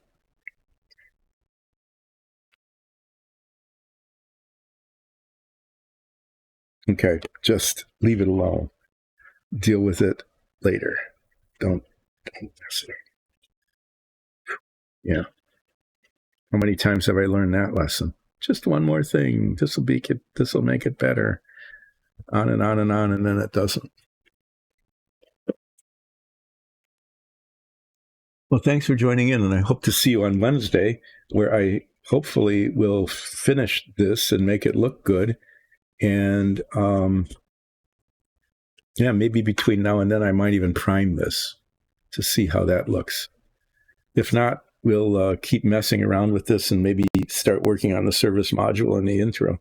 But thanks for joining in. I really appreciate it. And it's actually really good to be back. Oh my, have I only used up? Is it really only noon? Wow. I thought that felt like it took forever.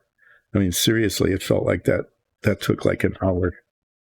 Just messing it. Well, it did actually take an hour. It just felt like it was even longer than that. I can't touch that. No, don't touch that. So I'm going to try not to bump it. Okay, what I'm going to do next, in anticipation of priming this, basically the fuel tank for the escape rocket, the escape tower rocket, is I'm going to tape this silver line, okay, which freehand painting came out to be not too terrible. And I don't know if this is really going to work or not, but it's going to take a fair amount of time because I'm going to spray paint this thing with a primer. All right. So I'm going to prime this and then we'll see how like the seam, is the seam going to show? Is it going to show a lot? Just not too much. I don't know. Will it be okay? Will it not? We'll find out after it's primed. And if I have to come back to it and do more filling and sanding, that's okay because the primer could be sanded off. But what I'm going to experiment with is taping this to see if I get like a almost perfect line between that and the primer underneath.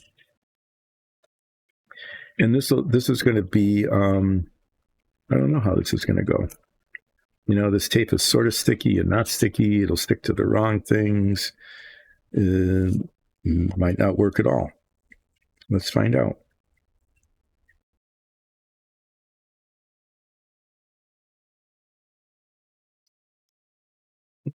Scissors. Take a piece of this tape.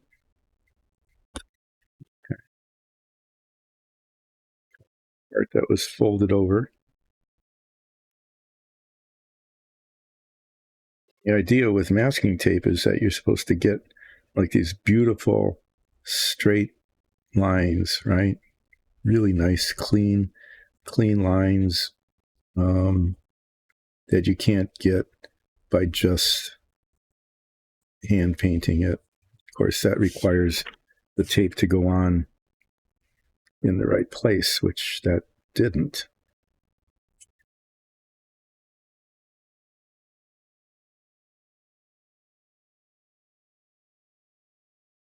So I don't know how master modelers do this stuff. Well, for one thing, they're probably not like a million years old. In their hands, they're probably steady. There's an advantage to that in this kind of work.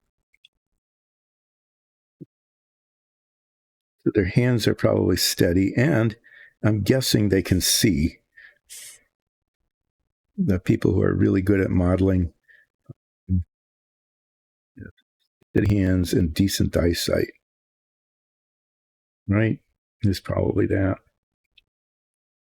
So I want that tape to be right up against that edge and not down on the white part.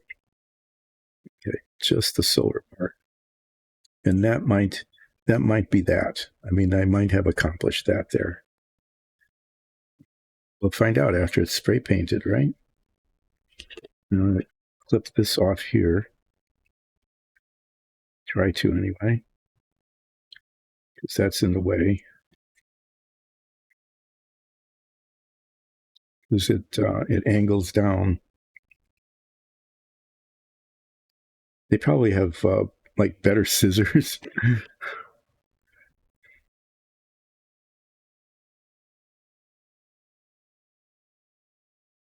I know. So, what are the advantages? What does a master modeler and expert painter have that I don't have? Steady hands, eyesight, good scissors, right? All those things.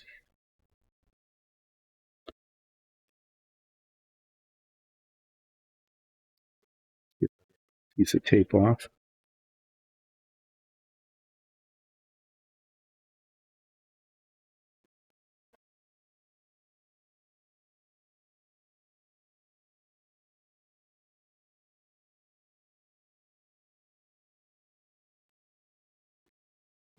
What do I have that a master modeler doesn't have?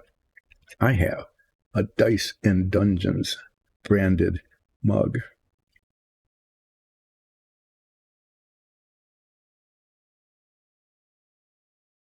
And if you want to be a fan of Dice and Dungeons,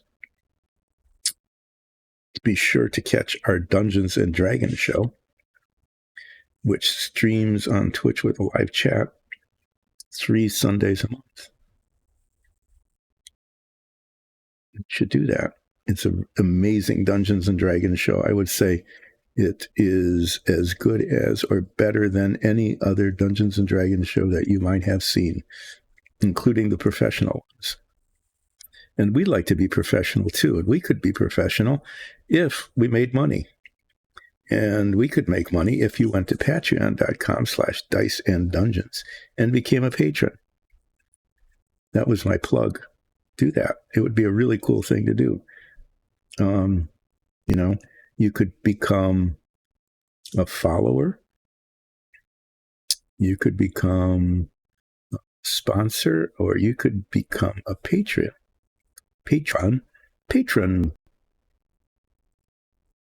Patronage on patreon.com/dice and dungeons. And you can support Dice and Dungeons by doing that. And that would be really, really, really wonderful. Because someday I might want to buy some good scissors. Okay. And in order to do that, I would need money, and I could get that money from patreon.com. You could become my scissors sponsor on patreon.com/dice and dungeons. Consider that. And if you did, I could even say, your name right here on the stream. I could give you a kudo.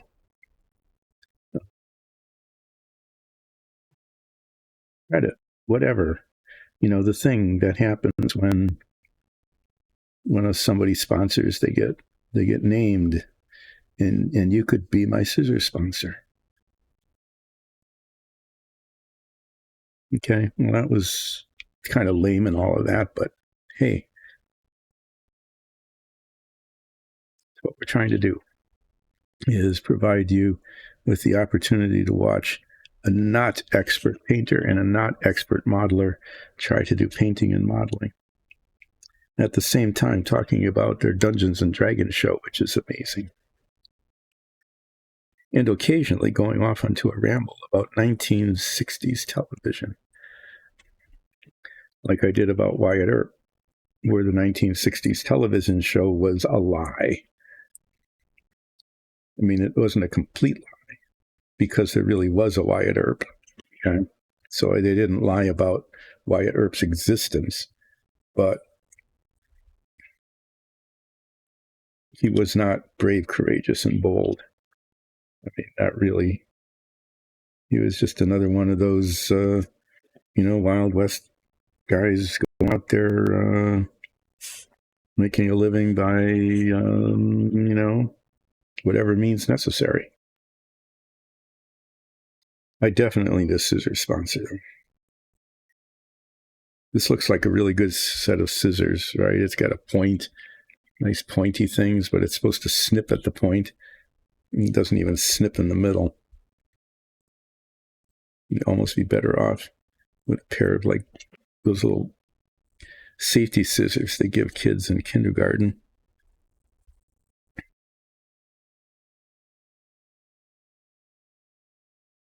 So as I've discovered frequently, which means every time I've tried this, is that the masking tape actually sticks to like the tweezers better than it sticks to the surface that I'm trying to mask. Nice, huh? Okay, well, that's almost where I want it, but not quite.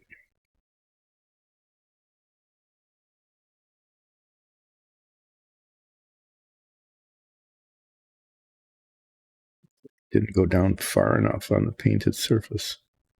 So try to push it down and get it to adhere.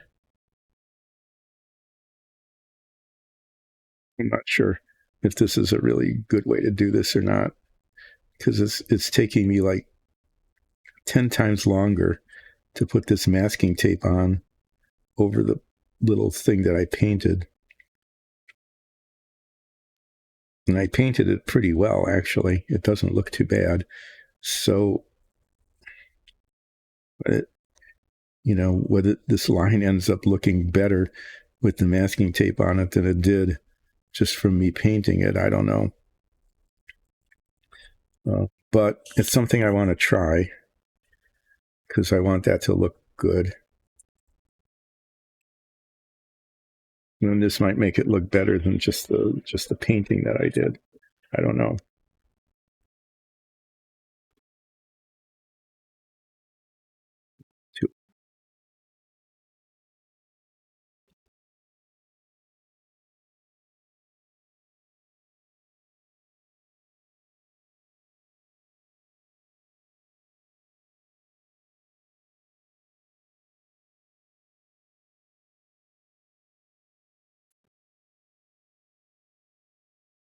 Yeah, we learned all about our history from 1960s television. You know, we learned about the Wyatt Earp, brave, courageous, and bold when he wasn't. We learned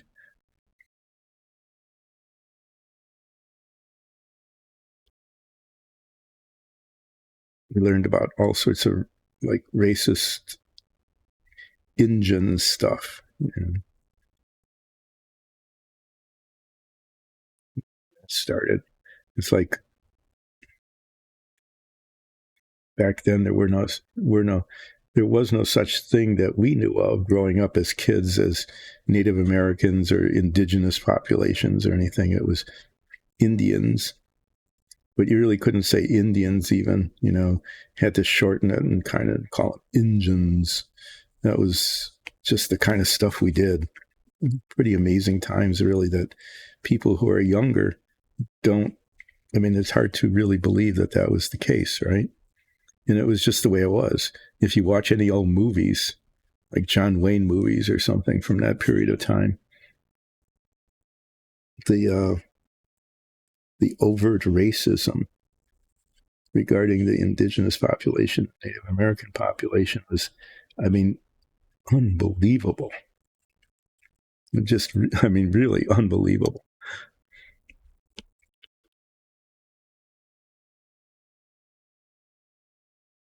I mean, so much so I don't even want to repeat it here. Just even in a historical perspective, it was you just go to the source and watch and listen to the words that they used and the tone of voice and things.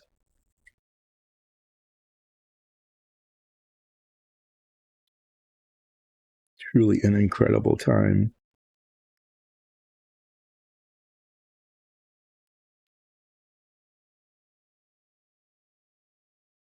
Yeah, the stereotypic Indian battle. Okay, so you put your wagons in a circle. This is every single one. It was never any different. Okay, so the wagons were circled because that was the cliche. Circle the wagons to make like a little fort thing, and then the Native Americans, the Indians, rode their horses rotating just round and round and round, right? There's nothing makes your aim more effective than just riding your horse around and around and around.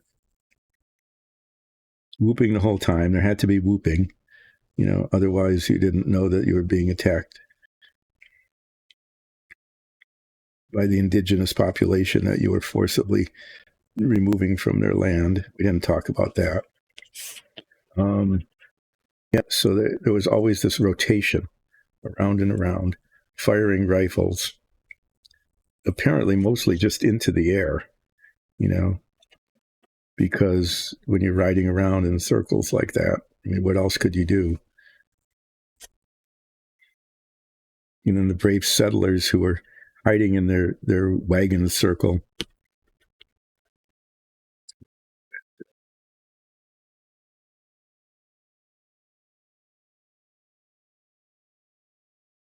The, the stuntmen, basically, it was always really dramatic. You know, the falling off the horse or the horse crumpling underneath them. I hope the stunt horses were treated well because they really took a beating in those faux battles. But that's how we learned all about Native American culture, is from Kimosabi. Okay.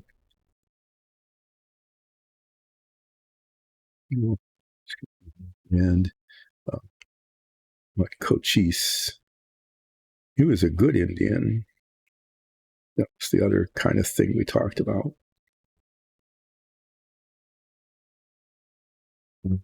Yeah, this is going so slowly. Sorry about that. I hope it's not too terribly boring. Odds are, I'd say odds are like 50-50 that maybe even less, that this was really worth the time in terms of masking this in order to get a nice clean line on that little silver thing, as opposed to how it looked after I painted it by freehand.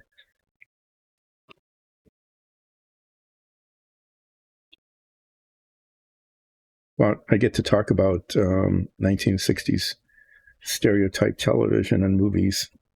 And that's always a fun thing because, wow, that was a time.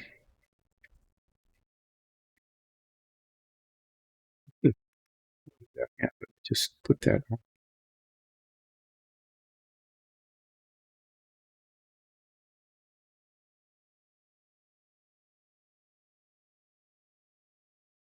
Oh, yeah, there was that. Oh, yeah, there were other lies, others.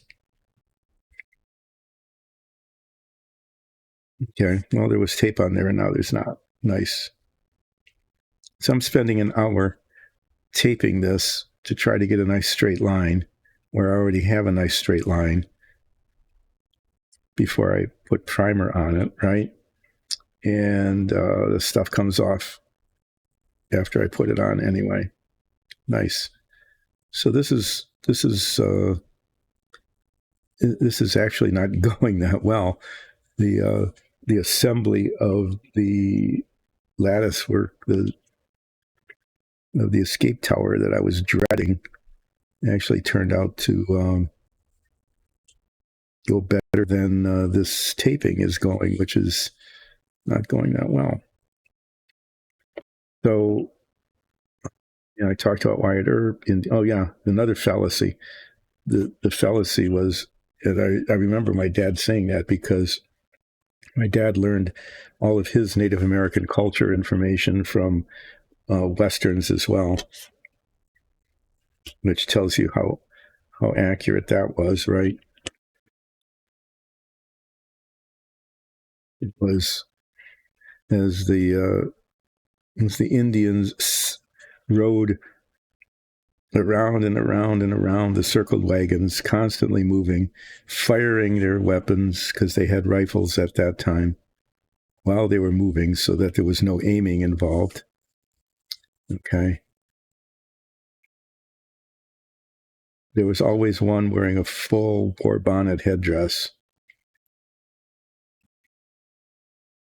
So apparently it really didn't matter, A lot of, they'd say, oh, well, we're going to fight the Apaches, right? Right.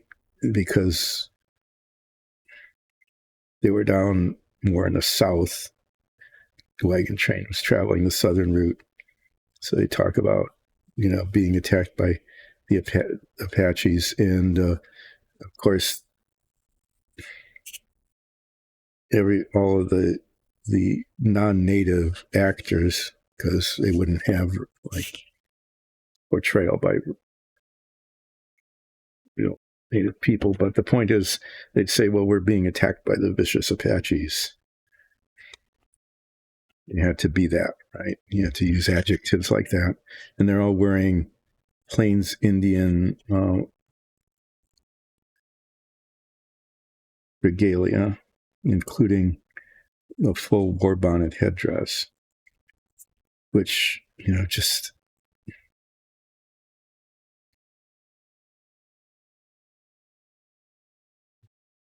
So we thought of them. So that historical inaccuracy added on to all of the racism and everything else, just, why not? If everything's just going to be wrong, let's just make sure it's wrong.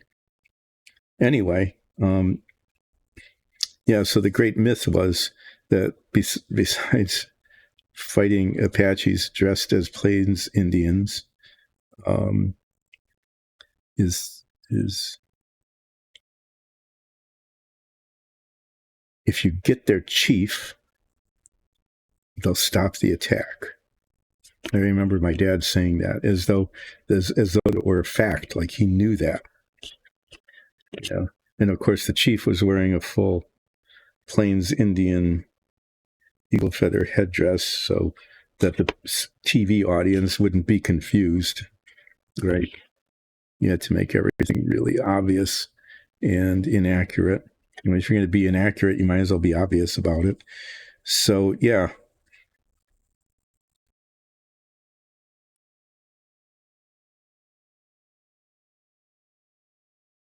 You get the chief, the one wearing the big battle headdress so that the target was obvious, then everybody would fall back. Well, that turned out to be a lie as well, because the Plains Indian culture, who in this case were representing Apaches, was always that, didn't have that kind of structure. And their chiefs were not like this in personage that if you didn't have one or they were killed or wounded, that you had to give up. It wasn't that way at all. It was almost exactly the opposite, where there wasn't a single chief in charge of the battle. Anyway, yeah, that's how they did it. It was like everything was wrong. Not only wrong, but racist and denigrating and in a very sad way. The people who watched this stuff thought it was accurate. Like my dad, who thought he learned about native culture by watching these movies and TV shows. What can you say? I don't know if we've gotten better than that or not, but there it is. But yeah, you should watch some of those old westerns. I can't remember the names of them. There was one with John Wayne in it that was supposed to be like a classic western movie, just and it was like just had it on for a little while, and I couldn't believe the things they were saying. Mm-hmm. So if you want to look into our past, just check in on those kinds of things. Well, okay, so I got this masking tape on, and I don't know if it's gonna. We'll see. This is just the primer that's going. And if it doesn't work with the primer, then it's not going to work with the final coat. And it just got pulled up even just off of where it was, because I can see this little really. It's another one of those, leave it alone. It's fine the way it is. Don't touch it. Oh, you touched it. Now you have to do it over.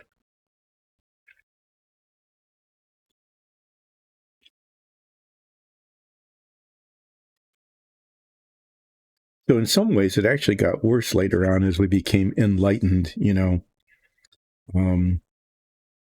decided to try to celebrate native culture, right? So then in what were they, maybe the 70s or 80s? I can't remember even the decade, right?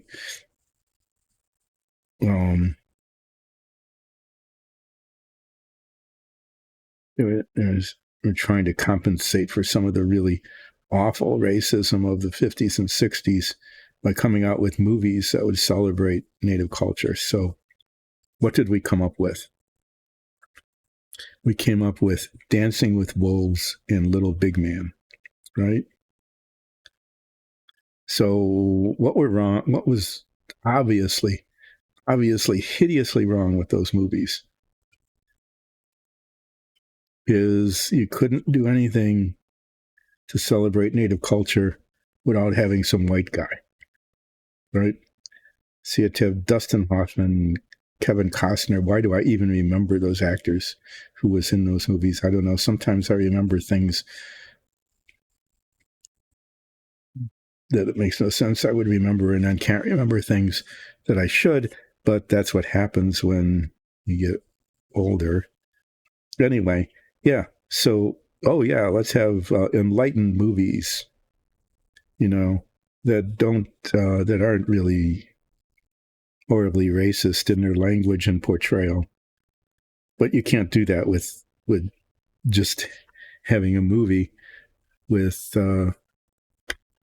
Native Americans in it. Nope, couldn't do that. They had to star white guys. It's like, really?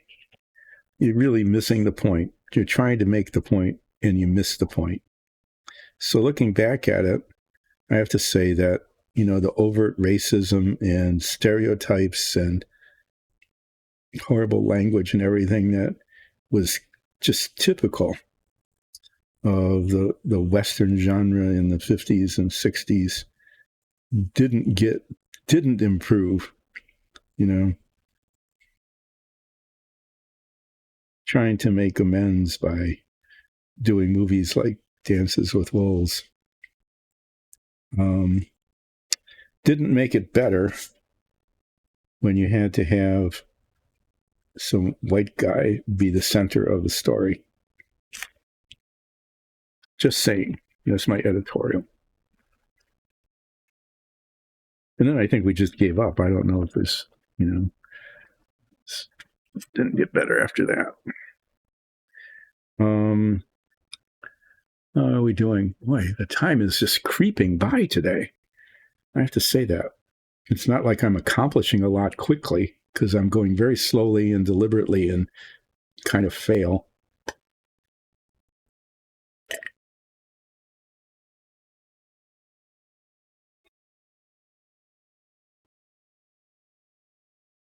By now, the time would be up, given how much I haven't accomplished. Well,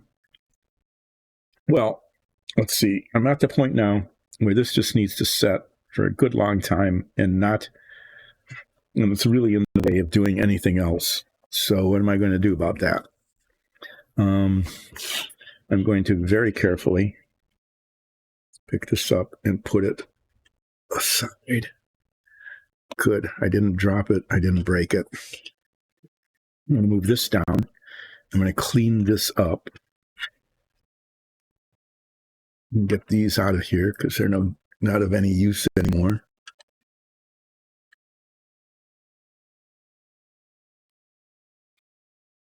Get the contact cement out of here so it doesn't squeeze out all over the place. Clean this up. This has gotten to the point now where these pieces are going to be primed. Okay. And, usually I like to prime things all at one time, but I'm umming a lot today. I can't really do anything more with that until it's primed because the next stage is to determine whether my efforts to cover up the seams have been successful or not. And if they're successful, then I can go ahead and get really close to finishing this escape tower. If not, then I'll have to spend some time messing around still more. This is just, I don't know. I mean, I spent a lot of time filling and sanding, but we'll see how it shows. So these will get primed and then flipped over and primed on the other side. This one I'm going to put a dowel up in the center so I can hold it like this. Okay. The tower that I did, the lattice work, that'll get primed as well, but I'm not going to prime it at the same time. I'm going to let that sit till Wednesday. And then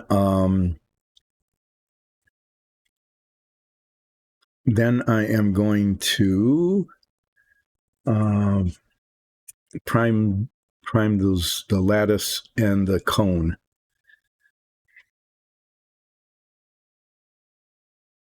And if all of that holds together, I'm going to cement this to the cone that sits on the top of the lattice. Okay, so that the final spray painting of it will be done in two parts. Well, actually, yeah, I'm gonna cement these doors on these doors that go like this. Okay, I'm gonna cement those on before the final painting because they're painted the same color as all the rest of it. Yeah, I think I'm going to do that rather than trying to cement them on later. And maybe, if the paint job is good, I would end up marring it this way. Even though it's delicate, I can paint the whole thing at one time. I'm just talking to myself about assembly. This also has like no contact points, right, to be held in place, but there's enough of a gap under there that I think painting it after it's cemented on is the right thing to do. Yeah, definitely that. But they need to be primed, and I'm going to prime these bits between now and Wednesday. I can't prime the cone that's on top of the lattice because it's holding it in place.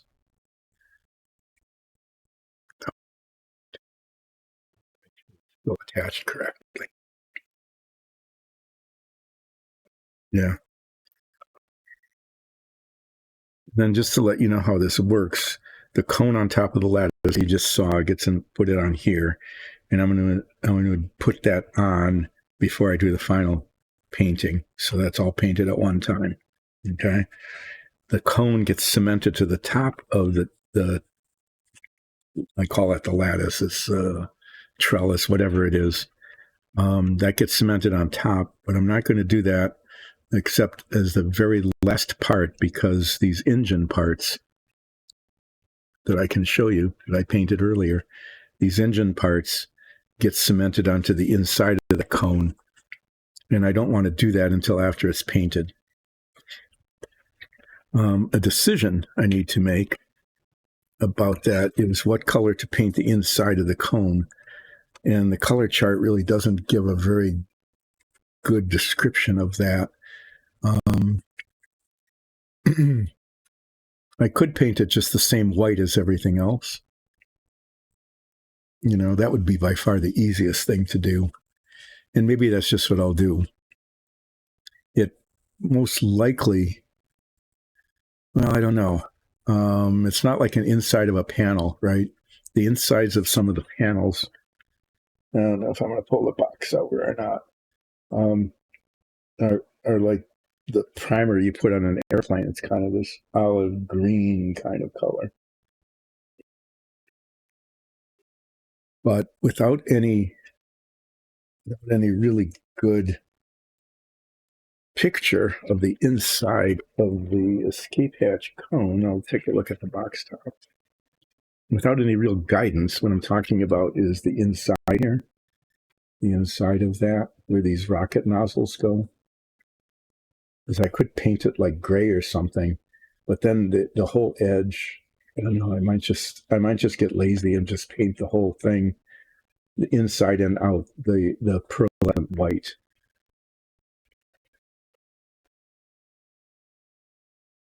Wow, this is going on forever. Anyway, when I was talking about the command module, this is like the inside of it. You can see there's like raised surfaces, but those are really, really shallow. Okay. All the control panel detail is there, but it's just not raised enough to be able to paint it. And so I'm going to look for a decal set. That's why I'm not going to do the command module, not because of the difficulty of it, but because I want those control panels. You can sort of see them through little windows in the hatch. So what I'm going to work on next is not the command module, which is this really cool whole set of things, right? Including the parachute. H, what color? I'm getting distracted. Light brown. Okay. Looking at the color, the painting instructions for this are almost as bad. I mean, really, seriously, almost as bad as they were for the submarine.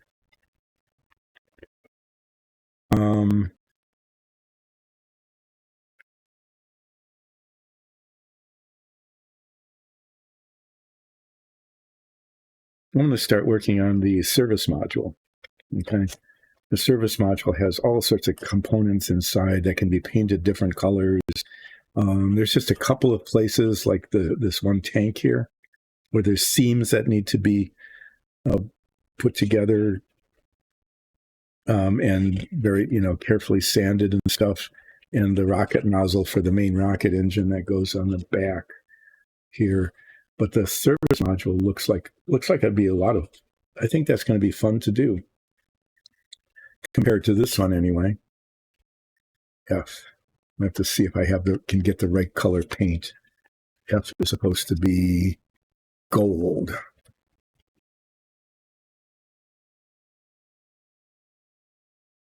C, what color is C? C is supposed to be light green, yeah. Light green.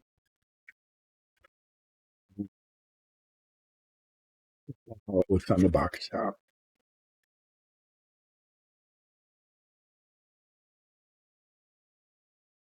These parts are supposed to be gold, but on the box top they're silver. I don't know. I'm going to just set these aside here. And since I've got, like an entire hour left, really, wow. I'm going to start pulling the parts out for the service module.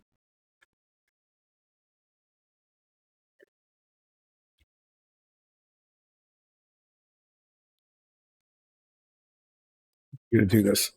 I'll be right back. I need to get another box.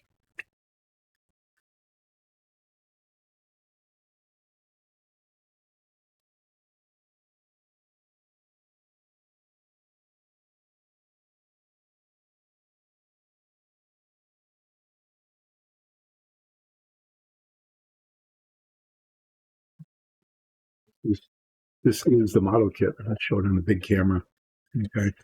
The paint color I'm struggling with is this one. Okay. That kind of greenish, goldish kind of color. Here. Yeah, I can see it better here.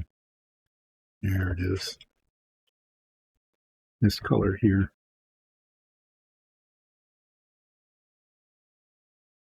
I see what you're saying. Okay. So when they said gold is the color of like the straps that hold down these pipes that are painted silver. But this color here, I need to find a spray paint color that matches that or comes close to it. If I can't, let me show you. I'm just digressing here. If I can't find that color,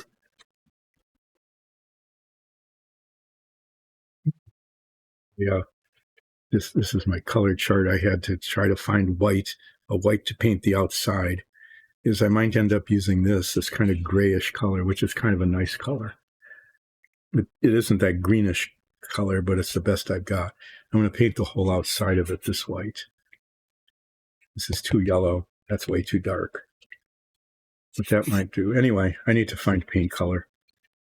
All right. All right, I'm back again, but I need to make space. I didn't think I would get this far today.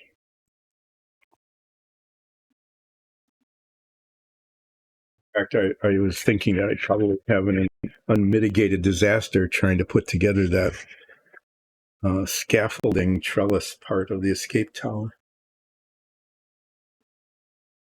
Way somewhere else.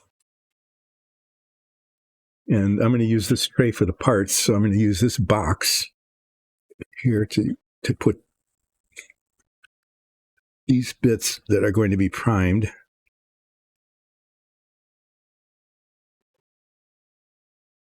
Up and away. Oh, yeah. Put that in the back so I can knock things over. That should be enough room. Okay. So what I'm going to be doing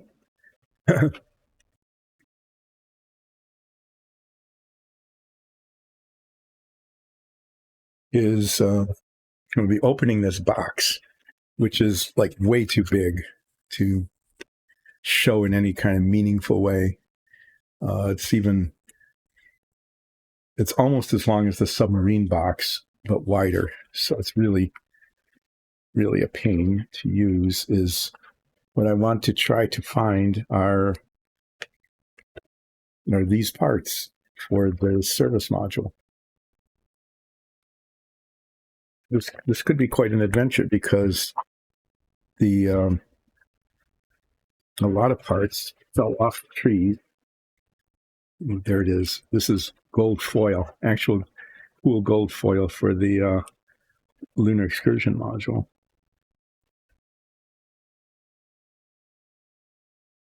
Is that a lot of parts fell off the trees, okay? And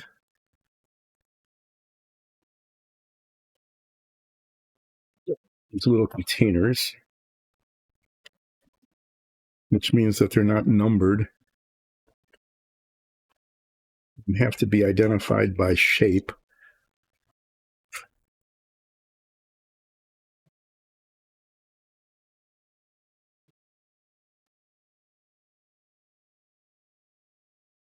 Well, anyway, you can see there might be a little bit of a challenge here. Oh yeah, they've got these cool stands. This is the landing in the ocean stand, and this is the landing on the moon stand. Kind of funny. This is just the base of the whole thing. This is the command module, heat shield, back of the couches, sort of thing. Sitting astronaut butts. Oh well. Yeah, I'm gonna see what I can find here. I know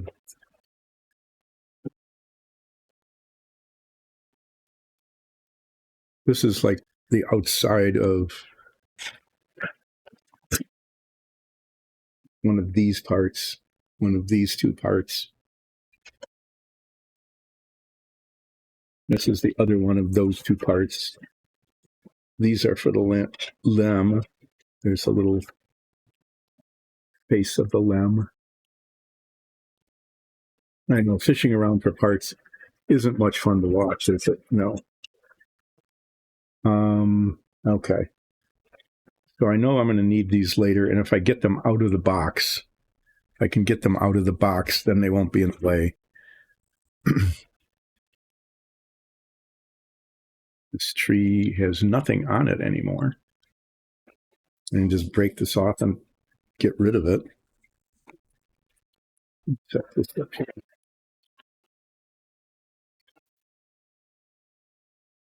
What this is this part of it?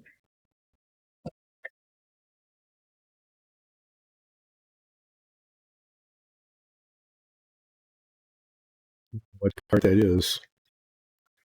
This is part of it. I need that. I'm going to just mutter to myself, I'm looking at parts.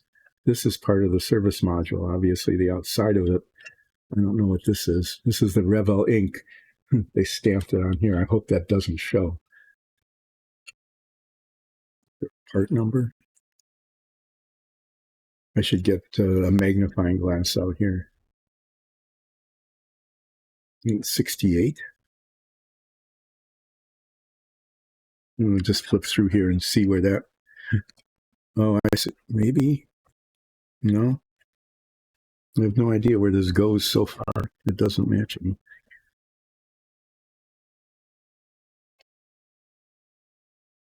That's the very, very bottom of it. Okay. That goes there like that. Really? I'm finding this hard to believe. It looks. Wow. Okay. This goes on the bottom like this. You see that? And these little brackets here hold onto whatever this is, some sort of little antenna, right? But look, right here, Revel Inc. I don't want my command module to have Revel Inc. showing on the outside. I'm going to have to take that off. What were they thinking? Seriously, that's just really awful. Yeah, I'm annoyed by that. You can tell by my annoyance. Okay, I'm just kind of finding parts here as I find them. The bigger ones, if I get the bigger ones out, at least they're out and out of the way. This is going to be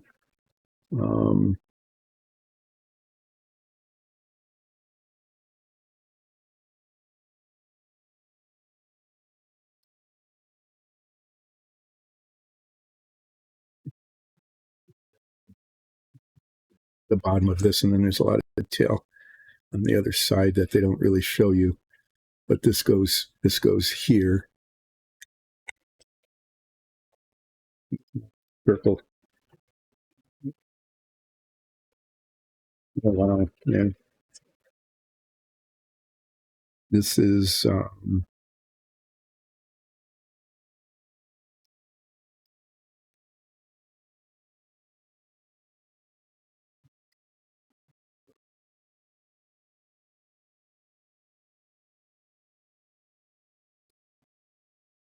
it's not there.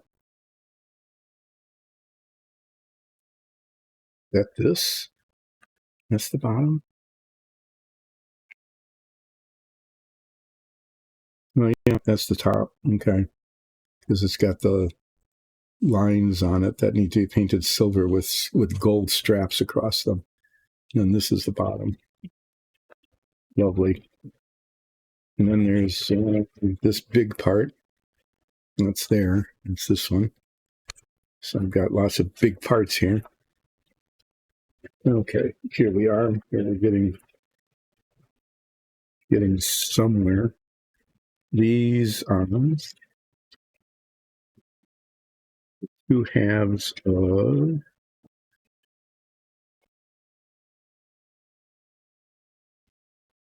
this number 14. That's cool. I'm gonna stick these in the tray.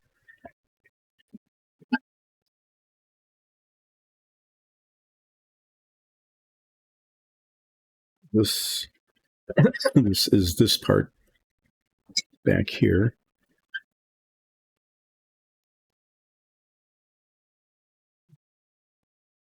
So far, I have not found any of the little parts.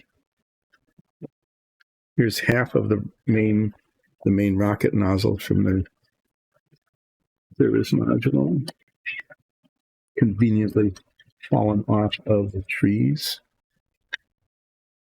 This will eventually go together like this. Okay. And they'll have this wonderful seam down the side where nothing really matches up and it's raised. So all of that without damaging the rings. Okay. These do not fit together very well at all. One part is slightly higher than the other. So I'll have to they have these little tabs, right? These little prongs that are supposed to fit into the hole, the alignments. More often than not, they misalign. In this case, that's what they're doing. So this is going to be another one of those a lot of sanding, because there's not only do they not fit together well, but like there's a raised ridge across there. Great, that's lovely. Maybe whine about the parts. Yeah, so I got the big parts. Let's see if I can start finding any of the small parts at all. Okay, so there's three of these things that look, here, let me show you. Three of these things that look like this, that fit into a piece like a little.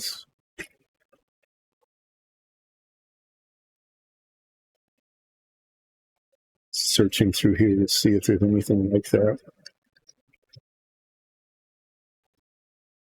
very delicate parts of the LEM here.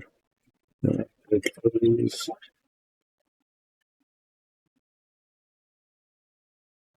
some square things. This one I need to put that in a box. So I'm going to get one of this. Mutter. Little bits, little parts still attached. It looks like none of what I need is in this box any longer, at least not yet. Okay, so I'm going to sit very uncarefully down on the floor. I get up, I'll be able to step on it. Okay, I want to be able to do that. And I am going to look for all of this stuff.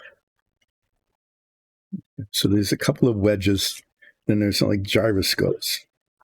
Oxygen tanks, good, they at least tell you what they are. These are fuel cells. These are oxygen tanks. This is, oh, the hydrogen tank for the cool, yeah, for the fuel cells. Okay, in here are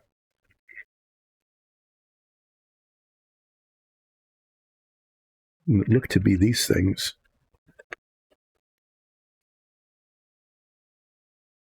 Yep.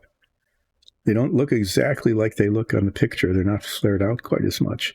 But these are the 3 fuel cells. Okay, that's cool. And then oxygen tank. There's halves of some of them.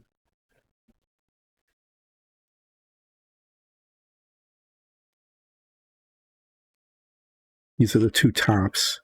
Are the bottoms in there? Are these the bottoms? Let me see.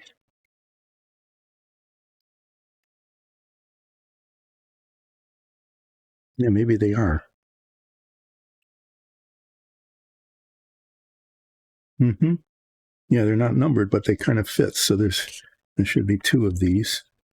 Okay, so these are, yeah, the oxygen tanks.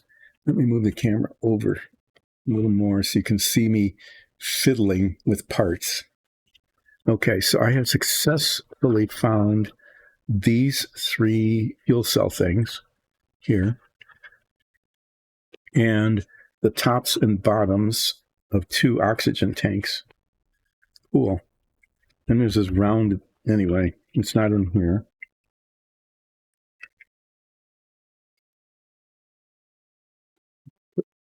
Here. This doesn't look like it has what I'm looking for. I'm looking for the base of these strings and then the hydrogen tank tops and bottoms. So maybe they're in here. These are slightly larger pieces. Yeah, this is one.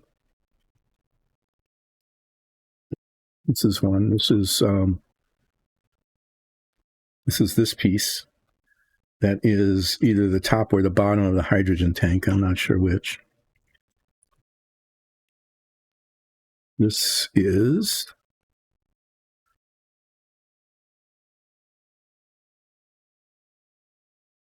let's see, there's 2 openings here. So this must be this piece. It shows like there's holes, but they're just little divots. This is this bit here, the oxygen tank base. I'll put that with them. This is good. This is the base for the fuel cells. That's this thing here, oriented like this, and then these will, I guess, fit in there like that. That should be relatively easy to assemble. And then I need this bulbous bottom thing.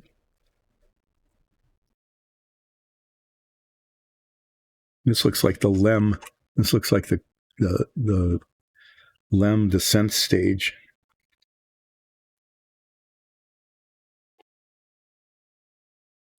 But if this is, oh, that's this. That's cool. That's the very top of the command module. Okay, so I need the bottom of the hydrogen tank.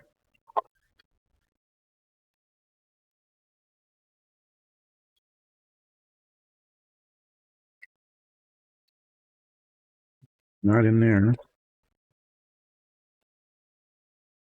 Yeah. Let's go back to the box. It's this roundy, blobby thing. I don't remember seeing it in the box, but it might be there. Hopefully it is.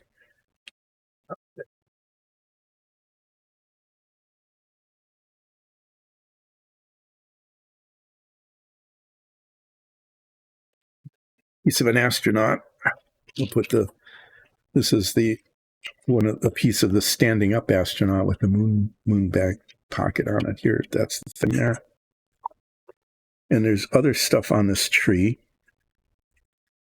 that hopefully will be part of the service module as well. And if this cap would fit on it, yeah.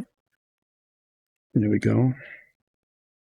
I'm going to leave them there. Okay. What I'm going to do is I'm going to break this off here.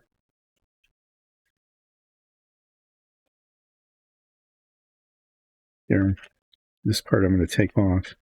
These parts I'm going to very carefully set here because they're almost certainly little bits, some of the little bits that go on later. Those, it looks like those, at least some of that, it's part of those that fit inside the service module, but I'm not nearly there yet. So what I've got are the parts for these three components. They need a lot of work. Okay, they've got little spots on them where they were attached to the tree that need to be sanded off carefully. Otherwise, they're okay. You know, just little bits of finishing here. This one too, the whole outside edge, for some reason, is really ragged. Looks like there's just a little bit of sanding there. And then there's flashing on here like this, thin bits of plastic where the mold didn't quite get together. So just like the submarine, all of these parts are an issue. So I've got all of these, so I can start working on those. And then there's painting instructions even. What color is A?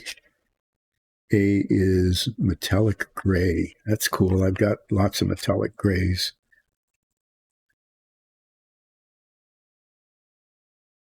Everything's painted metallic gray, all the tanks. Okay, that's handy, I guess. We'll have to look at the box picture. And then there's then there's all the big parts. Okay. This is one I'm going to work on fairly early on, the fuel sump tank, because that's going to require just a lot of like sanding, filling and sanding on the seam. I can just see that. F.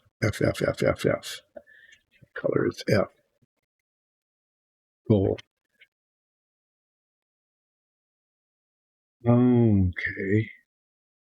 Why are they calling that gold?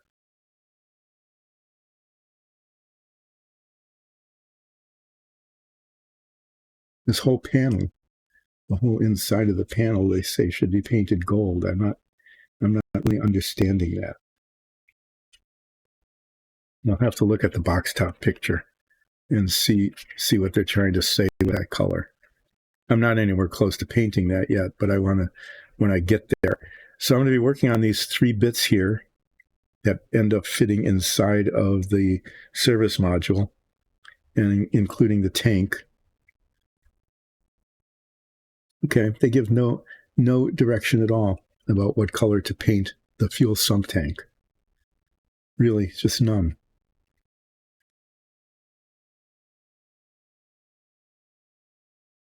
Baffled by that. The painting instructions don't make any sense. But I've got all the parts I need to get all the way up to here, step 15. And then in step 16, there's just little bits that need to be put together. The insides and the outsides of these panels need to be painted. Yeah, okay. Well, I'm going to worry about that. These bits here are fine. I mean, that'll be just fine getting those little bits done. And painting those a metallic gray. I've got a lot of metallic gray options. So there's this. Here we go. So these bits fit together here. These bits fit together here. This bits fit together there. And then this tank needs to be put together. And then these are half of what I need later on. Yeah. So let me just start doing that. I'm going to start by taking this off, by cutting it quite a ways away from the edge, because I don't want, look at that. Look at all the flashing around the edge of that. Move this down a little bit. This is going to, there's just a lot of part prep here. I like to cut these away from the model part, okay, leaving a fair amount of the sprue on the model, because I find it way easier, for me at least, to be able to sand and file it down, okay, as opposed to breaking it off and potentially having a divot that needs to be filled in. So this is another one of those tools, like the scissors I can have, the X-Acto knife blades. Yeah, there, see, so I left some on there, but I can trim that, I can file that down and sand that down pretty easily. Here is trash. Yay. Let's throw it on the trash floor there. And here's more little parts that hopefully I'll find where they go. And then over here are all the big parts, or almost all of the big parts that I'll be dealing with later. So which one of these three sets should I start prepping first? None of them. I'm going to take these off.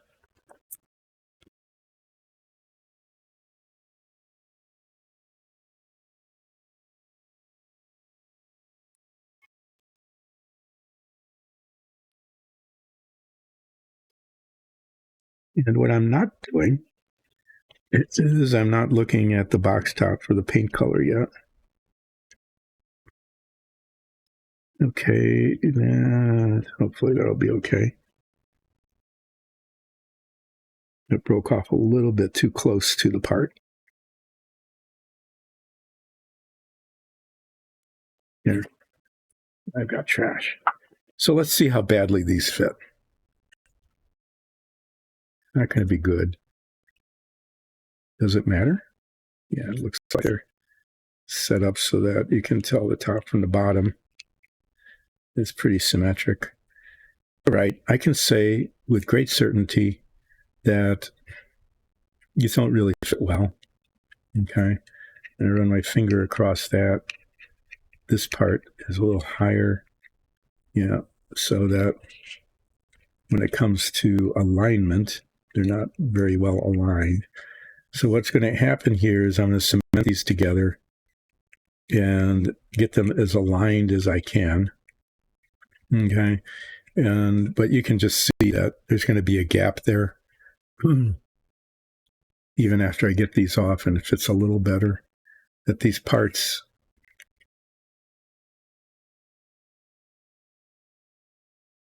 these two parts aren't going to fit all that well together. So this is going to take, some filling and sanding, just like the the fuel tank thing for the escape tower.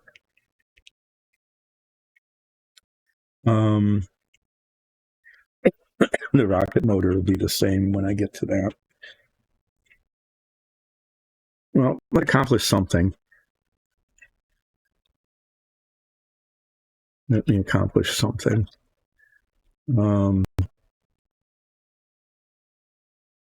Get my box of abrasives out here. Work on this.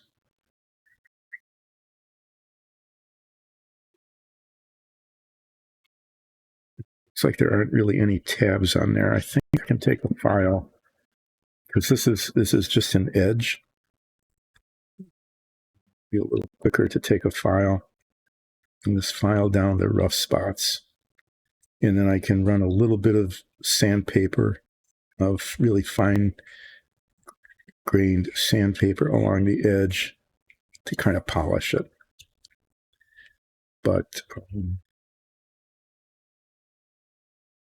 there's just this stuff on there that isn't good.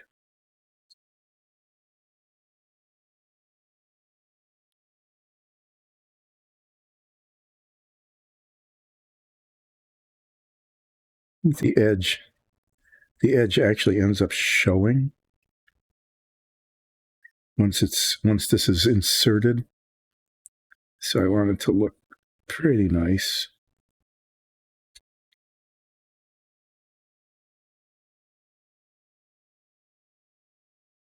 Doesn't have to be.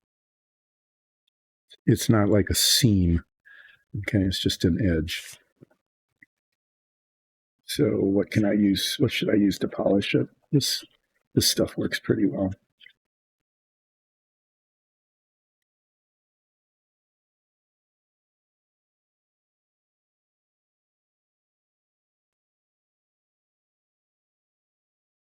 What's up with that?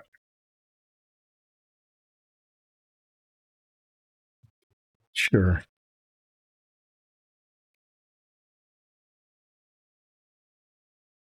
So this right here where it's going to show, I don't know if you can see that. There's like a bubble on it. Definitely does not look like a part of the design. I think what we've got, and this showed up once before in another part, is that it's just like when it came out of the mold, it pulled a little bit. That's an unfortunate thing in an unfortunate location, okay?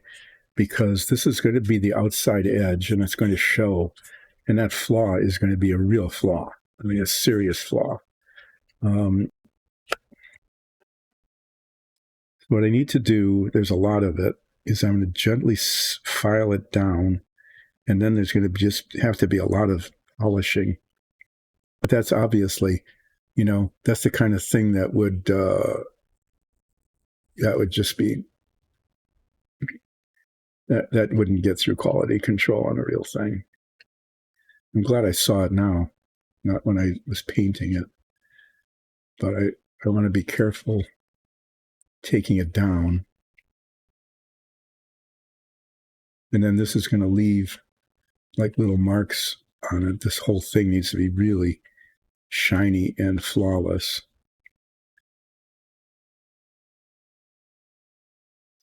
The amount of sanding and polishing here. But I need a file on this, otherwise it's going to take forever to get rid of that. But wow, that was just a really bad thing in a bad place. There was a blob like that earlier on one of the other parts.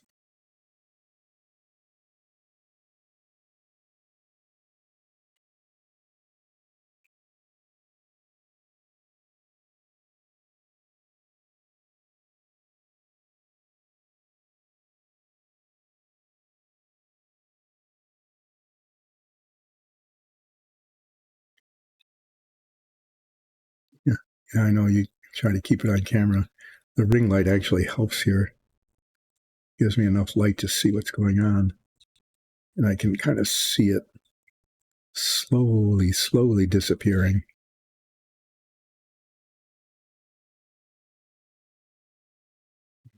And polish it away.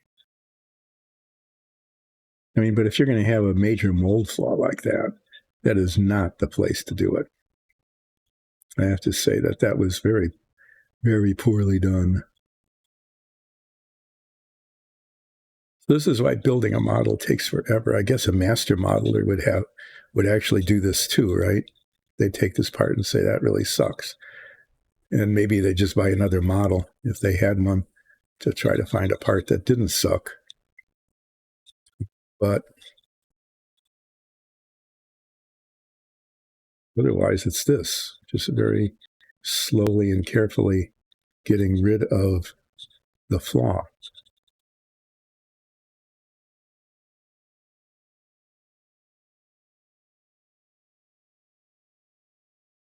It would almost been better if there was a divot there, you know, and I could just fill it in and sand it down. But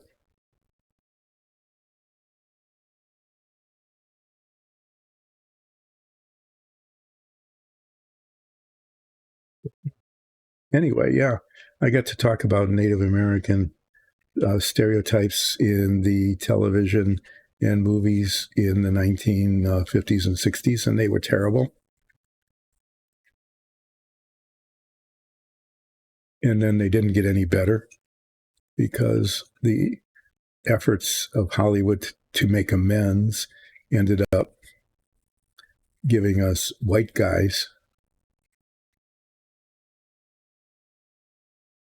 living in a glimpse of native culture as opposed to just let's do a movie with an indigenous population, indigenous actors portraying their culture. Why can't we do that? I don't know, because we didn't have a white star, I guess. I don't know. People would go watch a movie with Dustin Hoffman in it, but they wouldn't watch a movie without him, I guess. I don't know. It's really annoying. Yeah, so I want a slightly coarser sandpaper here. Looking at for the 600, right? Because I need to get the file marks off now to make this shiny, and I'll do that in 2 steps using this and then polishing it. I'm going to go around the whole thing, actually, because otherwise we're going to see a textural difference.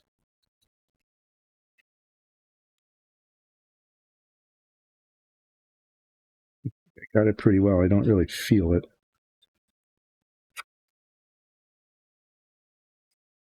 Well, that was an unpleasant surprise. I was not expecting to have such a huge flaw in such an obvious place. This back a little bit so you can watch me sand. Got to see a lot of that. Relaxing sanding with Dyson Dungeons.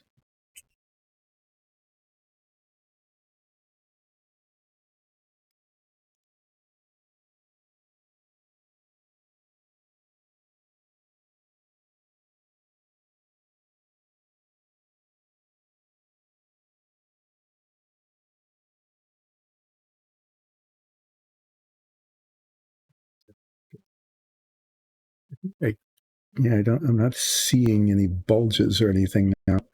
And I don't really, maybe feel a little bit, but not much. That was, that's why putting together something like this takes forever, because the parts are screwed up. That stuff I use for polishing.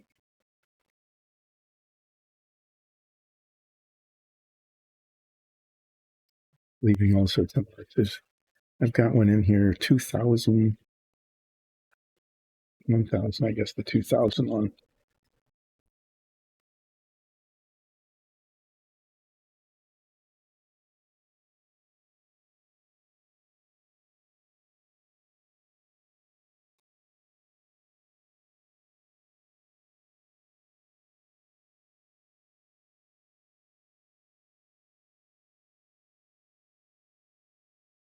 Yeah, well, it's better now. I don't know if it's going to be perfect or not, because it's going to be painted metallic, and metallic shows flaws just everywhere. But at least it doesn't have a bulge on it. I wouldn't want my hydrogen tank. I mean, that's what did in Apollo 13 is one of these tanks blew up. Probably this one. It probably had a bulge on it like that when it came out of the factory, and nobody said, "Oh, should that bulge be there?" I don't know. That's how it came from the factory. They must know what they're doing. It's like, no, I guess they didn't. Anyway, yeah, so I got rid of it. And now it looks okay.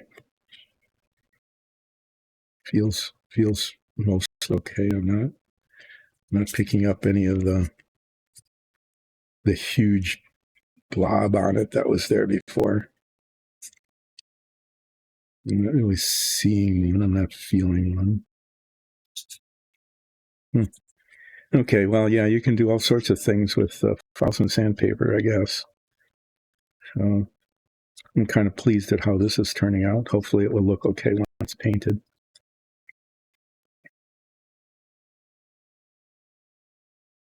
So, yeah, accomplished next to nothing. Wow, the time's still creeping by. This is like the longest 4 hours of... Oh, I know what happened. Huh. Yeah, is I took like that 10-minute break because I needed a break.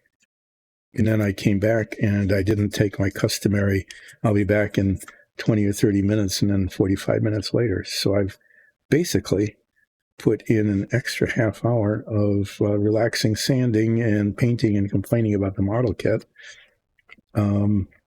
today for you. But I did accomplish stuff. You know, I have to say that I'm kind of surprised. I got the rocket nozzles painted and they look pretty good. I'll show that. Maybe I can show you one. They've dried now. Yeah, see? I think they came out okay. The rocket nozzles. You know, they'll look okay in there. And, you know, you can still see the seams a little bit, but not too bad. No? Well, somebody just arrived.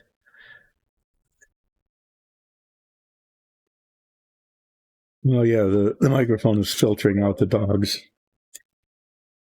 Dogs are greeting somebody. You know who?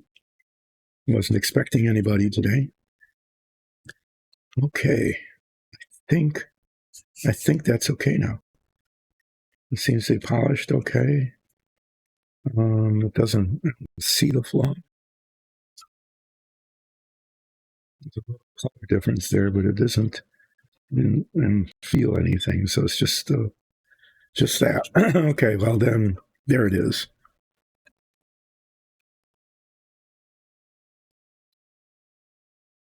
Getting this file out. This has a missing the one I really want. There's another file somewhere that's flat on one side and convex on the other, which is just perfect for doing like the inside of these like this. The radius of this is a little small. I don't know where that one went. I've been speculating about it for quite some time, but not making an effort to find it.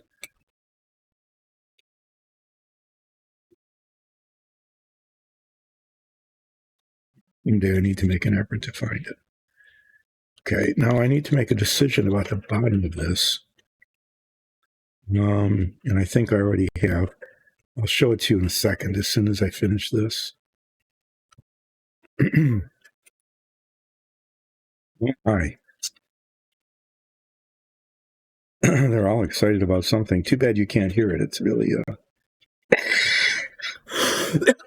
really an impressive dog whine. So one more thing about this kind of model is that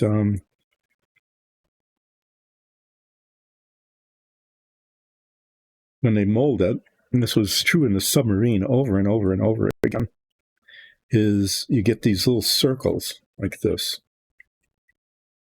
okay, which are not part of the model. Okay, it was not designed with little circles like that. Although in this case they're symmetric enough. I don't know if that part's going to show or not. We really don't. But what I should do is I should fill those in with a little bit of putty and then sand them down so that the surface is even. Well, let's do this first, this next.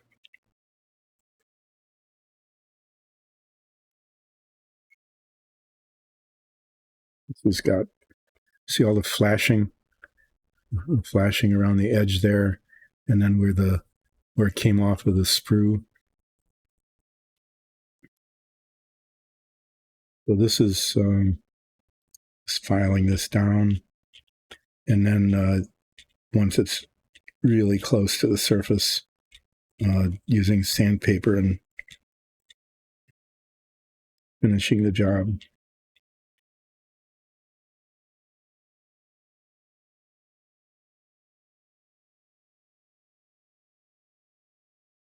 I suppose I could cut that off, but I'm not going to take a chance. I'd rather spend some time just filing it off than taking a chance of creating a divot.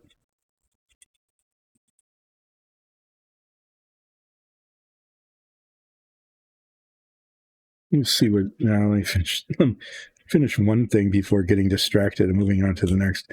I was going to take a look at where this fits in there and whether or not I need to worry about those little circles that are in the plastic.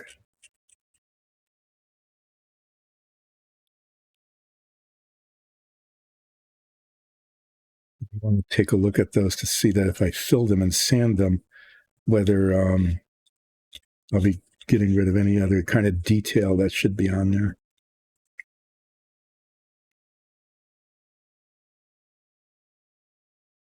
Yeah, these parts, just this injected molded stuff.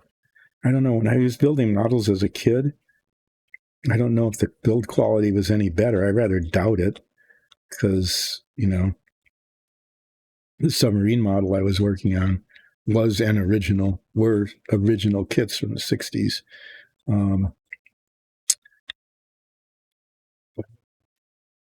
I know I didn't have needle files. I didn't have needle files or fine grained sandpaper.